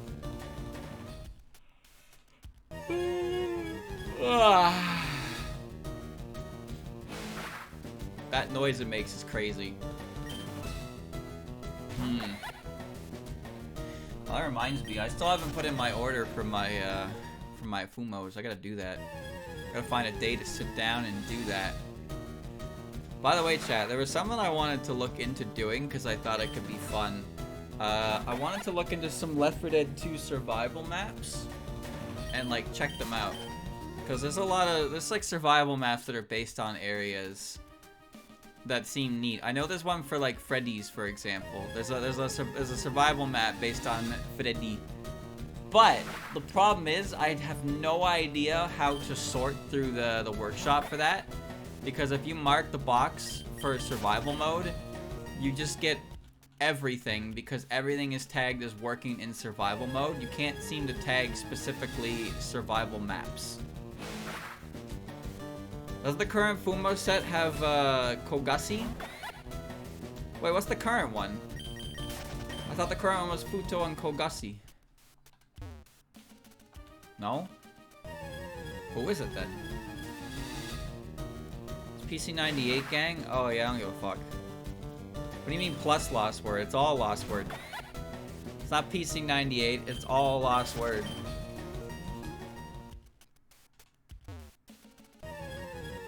Oi oi oi. They've been adopted, you know? They've been taken out of PC98. They're dim dream versions. I like how you say that, because I know if you said PC98 Marissa, someone would say something about her being a ginger. But nope.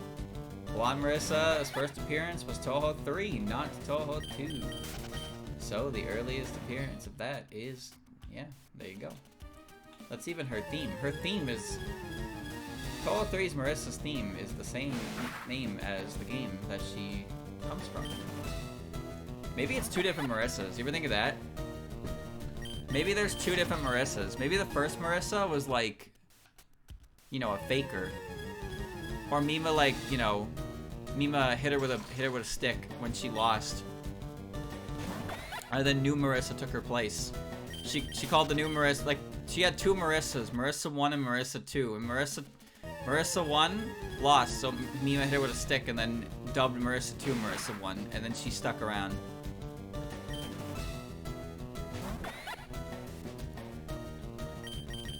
What other reason could there possibly be for there being different hair color? You think hair dye exists against Sokyo?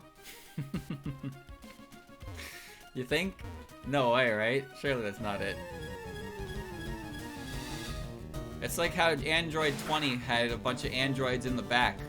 You know, he went there with 19 and 19 lost. And he's like, shit! And then he, you know, he turned on 17, 18, and 16. You know, Mima had the same deal. But then she had perfect Marissa, which was which was Windows Marissa. And Windows Marissa absorbed PC98 Marissa and became the Marissa we know.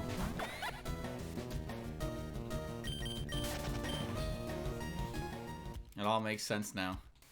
Solving the theory. The Five Nights at Daze theory. Okay, where is this bitch? Holy shit. Why are you on this mountain anyway? You're not even dead.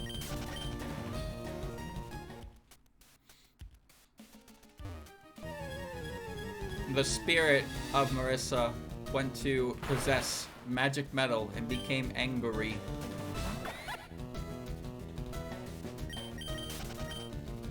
What if Touhou 2's Marissa fused with the broom and then it became a broom and then new Marissa took the broom? So that's why her broom is so magical, but not magical at the same time.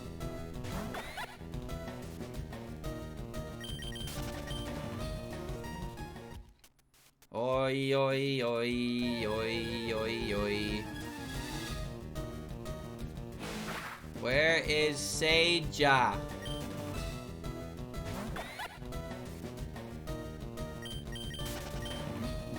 Fredbear is PC98 Marissa. What are we doing right now? What are we doing right now? Oh, we're drawing comparisons that no man was ever meant to. There you are, you fucker. What are you doing up there? Get down here!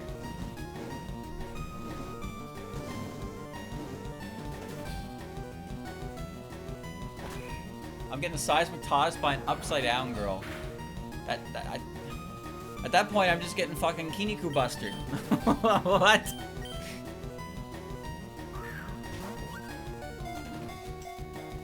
Come on. Okay.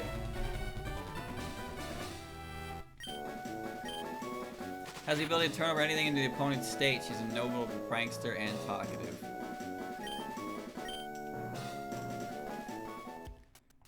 Alright. Anyone else down here? Oh yeah, where are you guys at? What? Chat. Oh, they're a trade? Where at? Kakako, yep. Yep, you made me, yep. Oh yeah, Mugetsu. Ipatchy. I have an Ipatchy. Mugetsu's on that route. Okay. She's on the route north of Rustboro. I have an Ipatchy to trade. I caught one.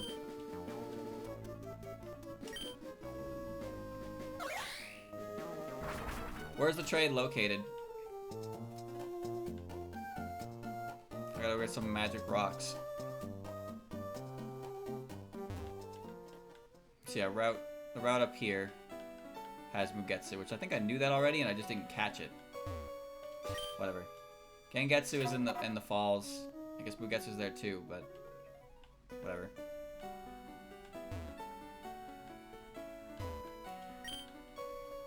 No, not here. Further up. Over here. The secret route.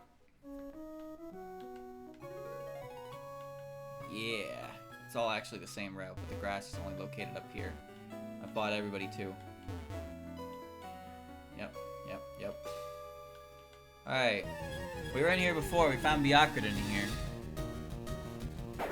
Now we gotta find Mugetsu. Preferably the small one, would be easier to catch.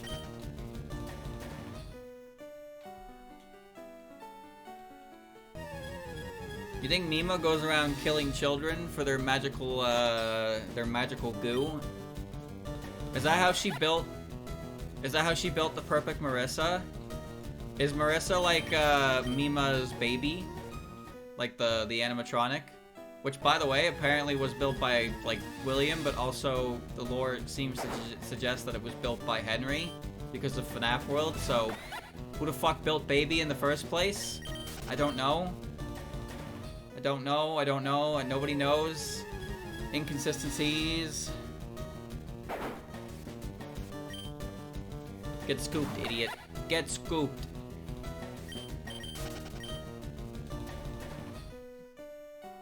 Who built Afton? Afton's a human being. He crawled into a Springlock suit and died, but he lived. But he didn't live. Like, he possessed... Because the thing is, the Springlock suit, Spring Bonnie, the one that he's in, has an exoskeleton in it at the same time.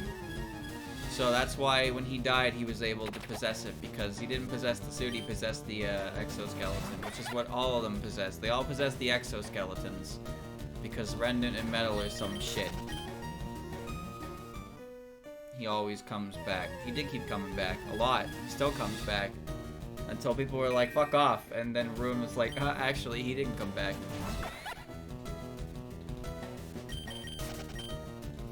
FNAF will continue to go, most likely, but I have to wonder how they're gonna keep it going. This happens all the time when you have this overarching villain, and they finally, like, get their comeuppance, and then you're still continuing the series, you have no idea how to do, like, what to do with them. I feel like Wesker was that for RE. Wesker was such a prominent, like, antagonist throughout the series, and then he died in 5, and then 6 came out. And to be fair, 7 and 8 haven't really needed Wesker at all. They found their own weird, they found their new weird umbrella researcher who liked mushrooms, fungal funnies. But my point is, when you have a real, when you have a character who's like a really strong and prevalent antagonist throughout the entire series, and you finally, like, deal with them, it's like, shit, where do you go from there? Ruin seems to hint something with those new mascot costumes at the end. I don't know what you're referring to, actually. I actually don't know what you're referring to. How about something new that kind of just sort of hinted at the Glitch Trap cult, but didn't do anything with it? Yeah, they really didn't, did they? But Glitch Trap is still basically Afton, isn't it? Like, it's Afton's consciousness in a video game. So it's technically Lillian Afton. The Mimic had a bunch of costumes locked with it. You know, I actually do not remember seeing anything like that. Also, I still don't fully understand what the Mimic is, but Last time I said this, I got told to read the books. So, you know.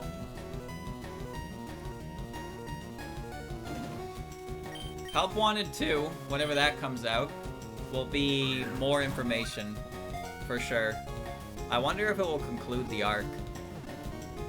Because, like, right now the current Five Nights at Freddy's arc is Security Breach, Help Wanted, where's a maid uniform for fun? Security Breach, Help Wanted, and Ruin, right? And I guess the books, I guess. Okay, where's the trade? Where the trade Evo, or where's the trade guy who wants the magic stones? Where's that fucker? I gotta find him.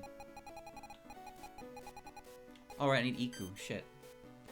Iku was a new Marvel, wasn't she? Yeah, I thought so. And the AR game? Okay, yeah, I guess the AR game counts, but did the AR game actually have anything lore-wise? Or is it just computer mash Shadow Bonnie in there for some reason? Room created more questions than answers. Now remember, this happens for all the games. And then, in hindsight, because the newer games come out and fill in the blanks. According to Scott, nobody actually properly figured out the story of FNAF 4. That's why he never opened the box, by his own words. He never opened the box because nobody figured out the story. And so at that point, it just got to a point where he's like, well, fuck, if I open the box now, no one's gonna like this, so fuck it. Those emails were talking about Vanessa or something. Well, Help Wanted was Vanessa, right? Vanessa was the one playing the game before you. So the one in Pacific? Well, I can check that. That's the guy who wants the horsey for the bag on originally, right? Because if they want an E Patchy, you know they're going to be late in the game, right? So I'll go to Pacific after I find Iku. How did I not find Iku in here when I was looking for Kaneko? Tell me she's not in the cave portion randomly, right? I'm pretty sure I ran into Iku here before and I killed her by accident. Maybe she's just rare.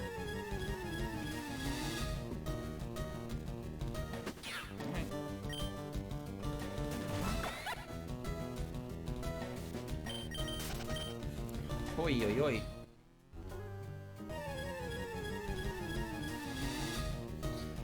Good, good, good, good.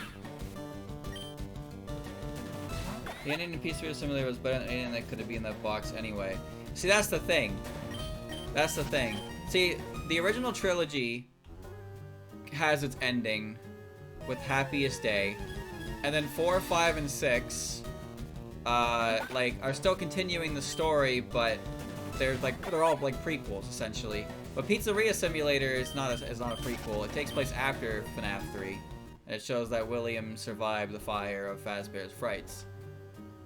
But 4 is very far back, and then 5 is happening at the same time as, or Sister Location's happening at the same time as FNAF 2, I believe it was, because you're playing as Mike, instructed by Afton to go find a baby. I can't remember. I think it was that. What if all FNAF's just a dream? That was the theory. Again, that video I watched was pretty solid. The everything was a dream theory was a thing that apparently even got mocked. Mr. Hippo mocked it in his little story. Illusion Magic. The Pizzeria Simulator. Pizzeria Simulator, I think, was the best. It was the best one, like the best game in terms of how it handled the lore. Yeah, the video's good. It's hard to stop watching it. It just covers so much.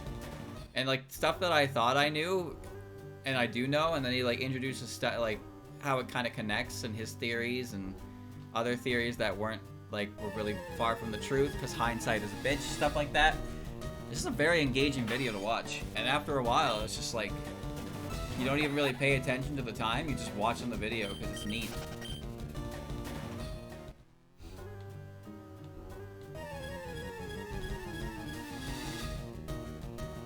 I liked Sister Location. I like Sister Location for the lore it did. Also, that's when it really, like, introduced voice acting into the game, and I actually think the voice acting in the game is top-notch. Like, the people who did the roles did them really, really well. Especially in Pizzeria Simulator with Henry. Henry's VA fucking nailed it. Like, holy shit. It's so good. It's so, like, it's just so perfect. It doesn't really try to be anything insane, but it works super well. I'll actually need you to save me some time.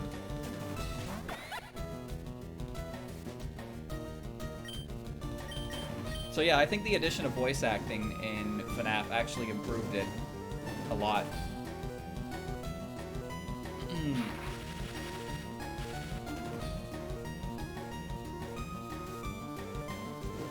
There's a reason these videos are segmented. You can just stop watching at a certain point and just watch it later. I do that with False Swipe Gaming a lot. If they have really long videos, I'll just stop at like generation pauses and come back to it later. You can't really sit down and watch a whole, essentially nine-hour video all in one sitting. Although I was up at like 1 and then I watched it to stream and then I watched it after the stream, so I broke it up into 2 sittings. The 9-hour video on Sonic Comics? I don't know anything about Sonic Comics. There's a video that's like 12 hours of banned Yu-Gi-Oh cards. That video seems insane. I know there's some videos about TF2 maps that people go on about for like fucking hours. But the video got a lot of attention and it was actually like really solid. So again, if it's well made, eventually you just kind of stop paying attention to the time and you just watch it. You're like, oh shit, the time has passed. What's this Sonic comic video though? What's this one? I never heard of this one. What's it like? Is it good? Is it informative? Do I need to know anything about the comics? There's multiple parts. Yeah, I don't know who that is. Wait, multiple parts? Wait, are you saying that it's 12 hours total, or there's multiple videos that are like 9 hours? 3 hours per part. Oh, okay, that's digestible. No, it is digestible. What the fuck is this Iku?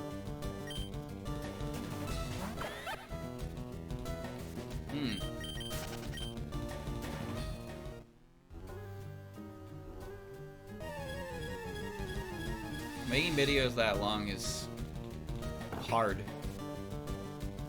It really is. That's why I don't really, you know, in the FNAF video, whenever he like called back to like the Silver Eyes, he had like 3 or 4 pages of the book he would show when he called back to it, and I completely understand that, because finding a unique page every time you call back to that in a fucking 8-hour video, like, he did a good amount of editing and put things in like on point for like, you know, he put visuals to help explain things, which is great. The way he went about it was very, very well done. But I cannot blame him for taking a couple shortcuts in places that nobody would even pay attention to.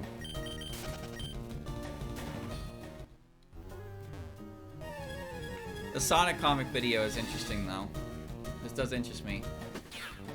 Okay, Iko is in here somewhere and I have yet to find her. And I don't want to go further in because I do not have an escape rope.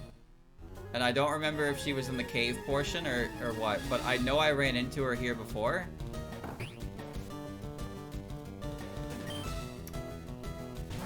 Was she in the cave portion? I ran into her here before. I don't remember where it was though. Alright, well, let's pop a rappel and go to the cave portion then. Alright. Okay.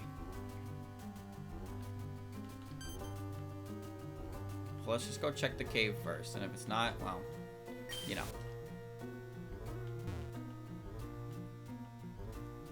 Anything here?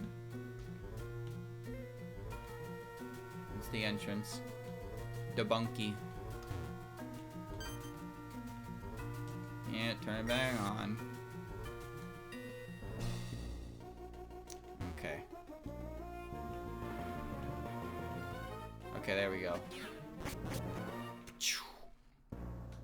So the cave.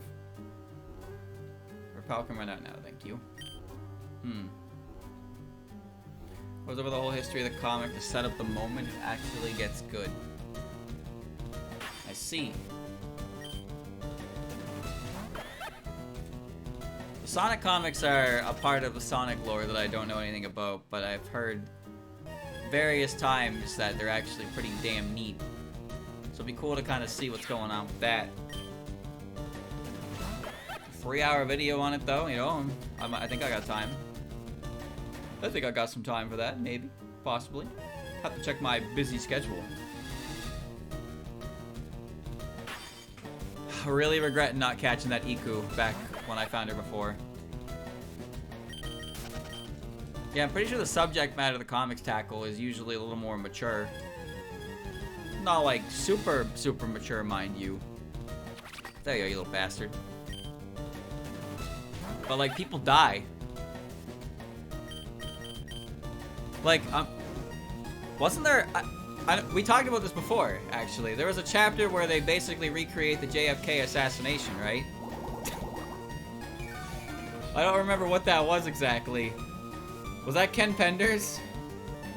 I can't remember. Wrong comic? No. I'm not talking about the fucking Zootopia one. I am talking about Sonic.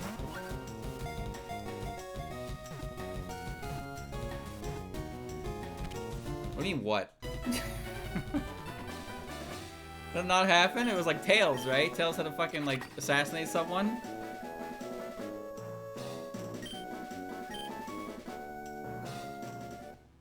Alright, I got Iku. And get me out of this place. I want to leave. There's no escape! Alright. Tails almost killed Eggman. Why didn't he take the shot? He should have just took the shot, man. That was Fleetway? What does that mean? Is that an official comic?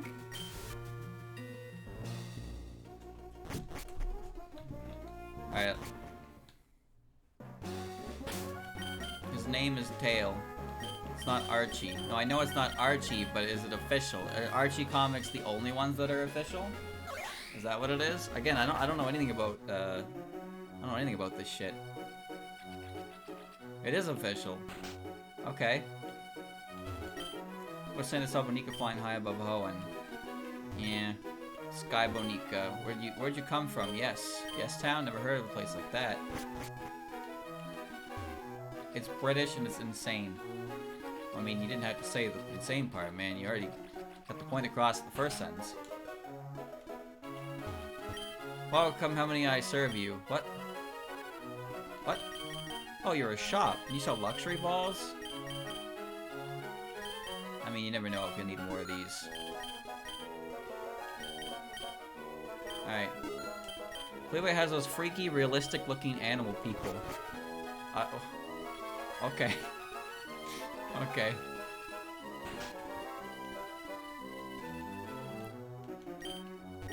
So Idol Dex, you can meet a lot of different Boneka. I wish I was like you.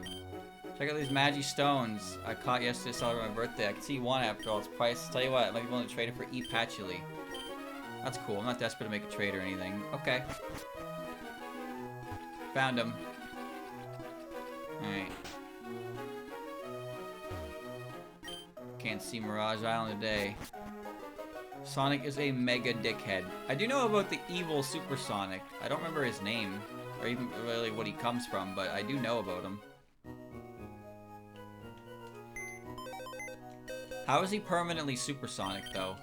Did he, like, get corrupted by the Emeralds? It's just Sonic. Oh, so he's just a dickhead? Okay. He's just evil. Why? What happened? Why is he a dickhead? Did something happen to him? Did his friends die? Where are you, Batchy? Patchy, where I need to send you away. There you are. Okay. What if song but bad? Okay, alright. Winning some Creative Writers Awards with this one. Okay, okay. Yeah, give me the goddamn magic stones.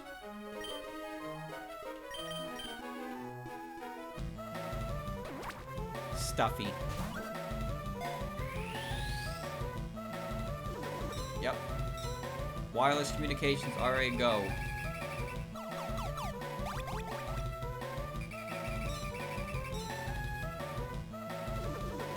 You better not have a stupid nickname.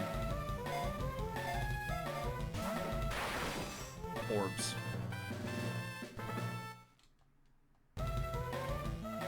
Okay. This is E-Patchily. It's sort of like Magic Stones, yet it's subtly different. Thank you. I know I could go looking for one of my own, but I really wanted one that another trainer caught. Why? That's weird, dude. It's holding something. Gatekeeper. Psychic Rock. Light Clay. Oh. Aren't you a bitch? Jesus, look at your stats. You're kind of insane. The fuck? Idiotmon. Okay. Hatate I got. Yeah, got those Kokoros. Got a breed. Kassen I got. Okay, Sendai. Where's Sendai? And where's Tori? Really? Okay. Yeah, where do I get Sendai? Trade Sea Hakude and Rustboro. Do I have a Chakure? I think I do. Well, let's go get Tori first. And let me check my decks.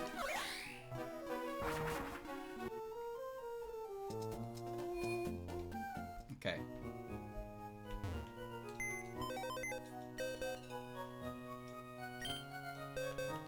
I don't remember if I evolved her or not. Wait, no, I definitely did. I definitely did, which means I gotta breed one. Shit. Yeah, I have E and I have regular, because I leveled up the regular one. Alright, so I'll grab Tori and I'll have to breed a Reimu. I'll have to breed another Reimu, one for the Sendai. No, Miko is the Beldum. Okay.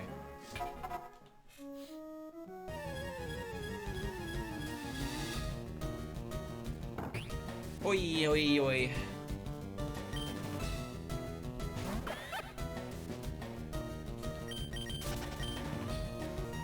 I need another, Alright, Tori's on this route. Tori's like the last wild encounter I need. After that, it's just breeding and leveling. And then I think we're good. God damn. Not bad at all. Alright, where are you, you bird bastard? You're on this route. And only this route. I didn't see a Chakure in my box.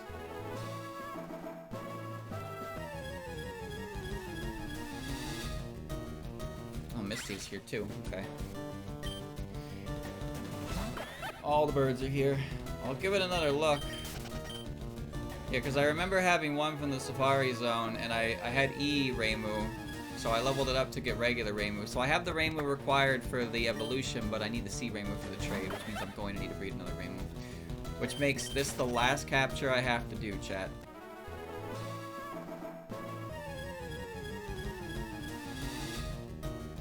Come on. Come on, come on, come on. We're so close. And no shiny. Okay, what are the shiny odds in Touhoumon Platinum? And can you chain in Touhoumon Platinum early? Because if you can, I might give myself a nice crispy, soft Rossetti shiny boy. Although I don't even know what I want to use team-wise for that. I've used like all of my favorites at this point. Although I did take a Kringo like all the way to endgame in Heart Gold. That motherfucker put in work. It just kept learning good move after good move. I grabbed Yuma as well. I don't know. What kind of puppets do I even want to catch for that game to use? There you are. Maybe I'll finally use a fucking rain move. My team in this game's kind of cracked. Hold back. That's ball swipe. Sunny.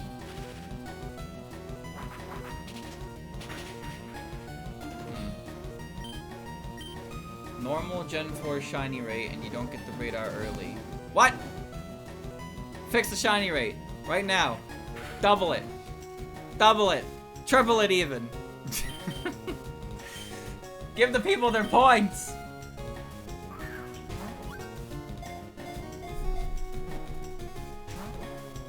Come on. That's all you gotta do. Just personalize my copy. That's all. If you triple it, it'll be like 1 in 2,000, and I still won't find a shiny. Oi, oi, oi.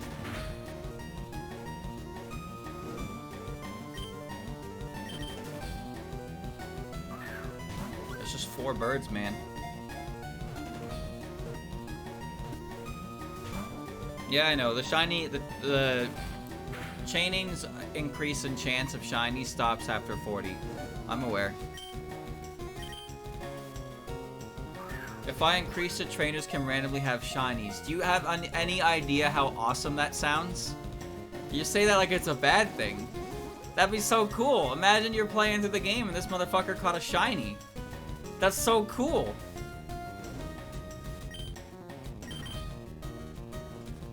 I don't know how that would affect trainers though. I thought they were already locked in on their encounters or their Pokemon. Okay, why are you not staying in the ball? Come on now, bird brain. Come on. Come on, come on. There we go. There we go. Last one. Perfectly normal flock of birds that has an uncanny valley effect on anybody looking at them. Okay. Okay.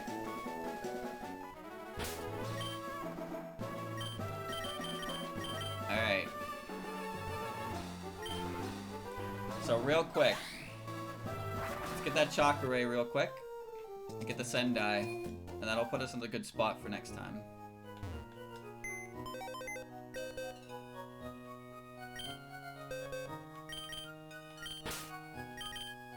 Okay. Where's my Reimu?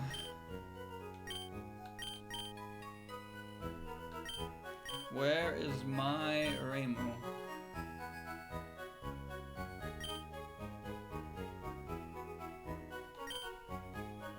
There you are.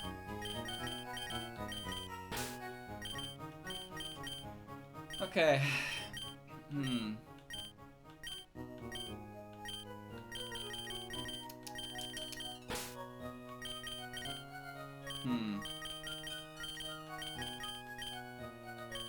All right, it's Chakra, not right. It's Chakra, not Reimu. I forgot. There she is.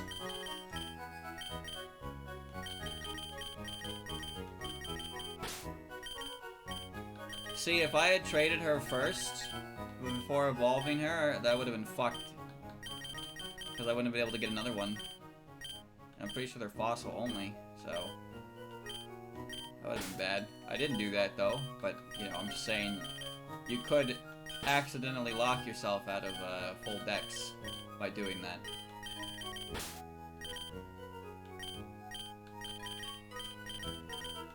I remembered. Alright. Let's get that little Chakra. Nyum. How much has my Kadama grown? 3. Okay. Here, take this child. And now? Hit the row, boom. So where is the NPC in Rustboro who does the trade? Where are they at? No, I caught Lily.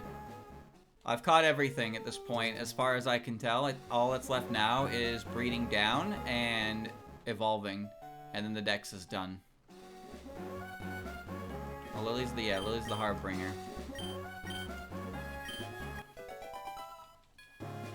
She's basically my starter. Yeah, give me my Hakude back. Hold him for ransom, I get ya, I get ya. Alright. Incubator. Hatch the egg.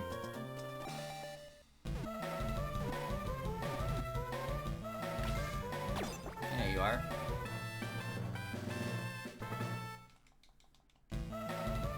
Okay.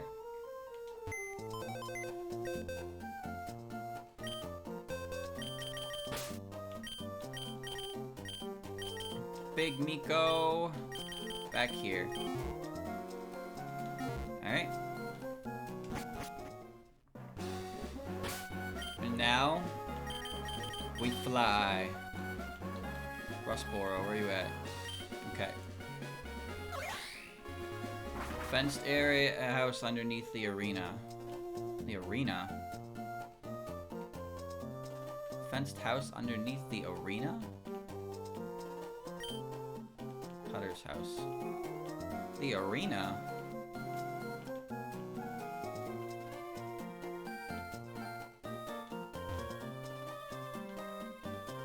What? Trainer's school is excellent. You study there, you can even become a gym leader. Okay.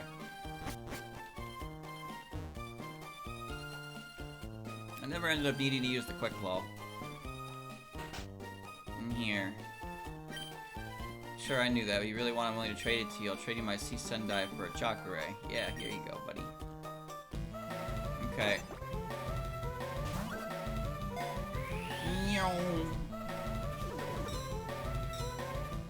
Bum bum bum bum bum. Oh, she's drinking tea.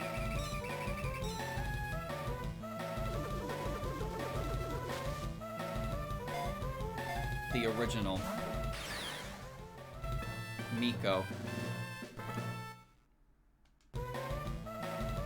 Bliss. That's young Reimu, alright. The Boneka can be cute if you raise it with care and kindness. All sorts of Boneka. I find it fascinating, so I go all sorts of places. What do you got? Faith. Adamant, yep. Focus band. Decision and focus energy. Dude, it'd be cool to use a Sendai. Sendai is an awesome puppet. Alright. So, I guess we'll take care of the breed downs first. Then we'll go to the blue house and we'll level everything up. And then we will have our finished Dex chat. We will have it. But,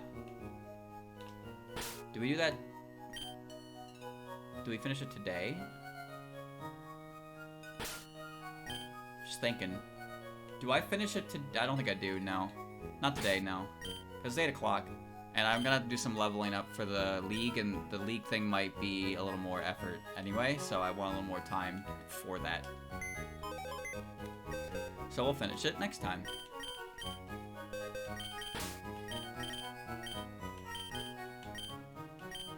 Alright. Birds. It's just birds, dude. That's it. It's just birds. Okay. So yeah, we get a lot of things to do next time. 49 hours. Remember, in-game time is affected by speed up. So it says 49 hours, but that's because speed up accelerated it. There you go. I'm serious though. When I play Platinum, give me a version of the game with an increased shiny chance, because that shit sounds awesome. You have any idea how chat will laugh at me when I run into NPCs with shinies? Because it means I'm rolling for a shiny on everything, including trainer Pokemon. I can't catch trainer Pokemon. If I run into a fucking shiny on a trainer, you know, I'm just gonna be like, why? That's not fair. But it'll also be cool because there's a chance I can see shinies in just playing through the game regularly, right? That sounds cool to me. So I would love for that to be a thing. So I implore you to give that into consideration. All right. So chat, next time I play, I'm going to finish the breed downs, level everything up. We're going to have the decks nice and pretty. And then we're going to level all of my main team up to about 80. I don't know what the max level at the end of the Boneka League is, but the first puppet was 74, so I need to be prepared for that. So we're going to level up for that, and then that'll be the finishing part of the game, you know? I'll finish the decks, I'll beat them up, and it won't, and then we'll be done. And it will be good time, you know? I really did enjoy this game. I'm not done yet, of course, but yeah, I like this one a lot. Except some puppets are stinky. Thankfully, I have a lot of stinky strategies that let me get through said puppets, so it evens out.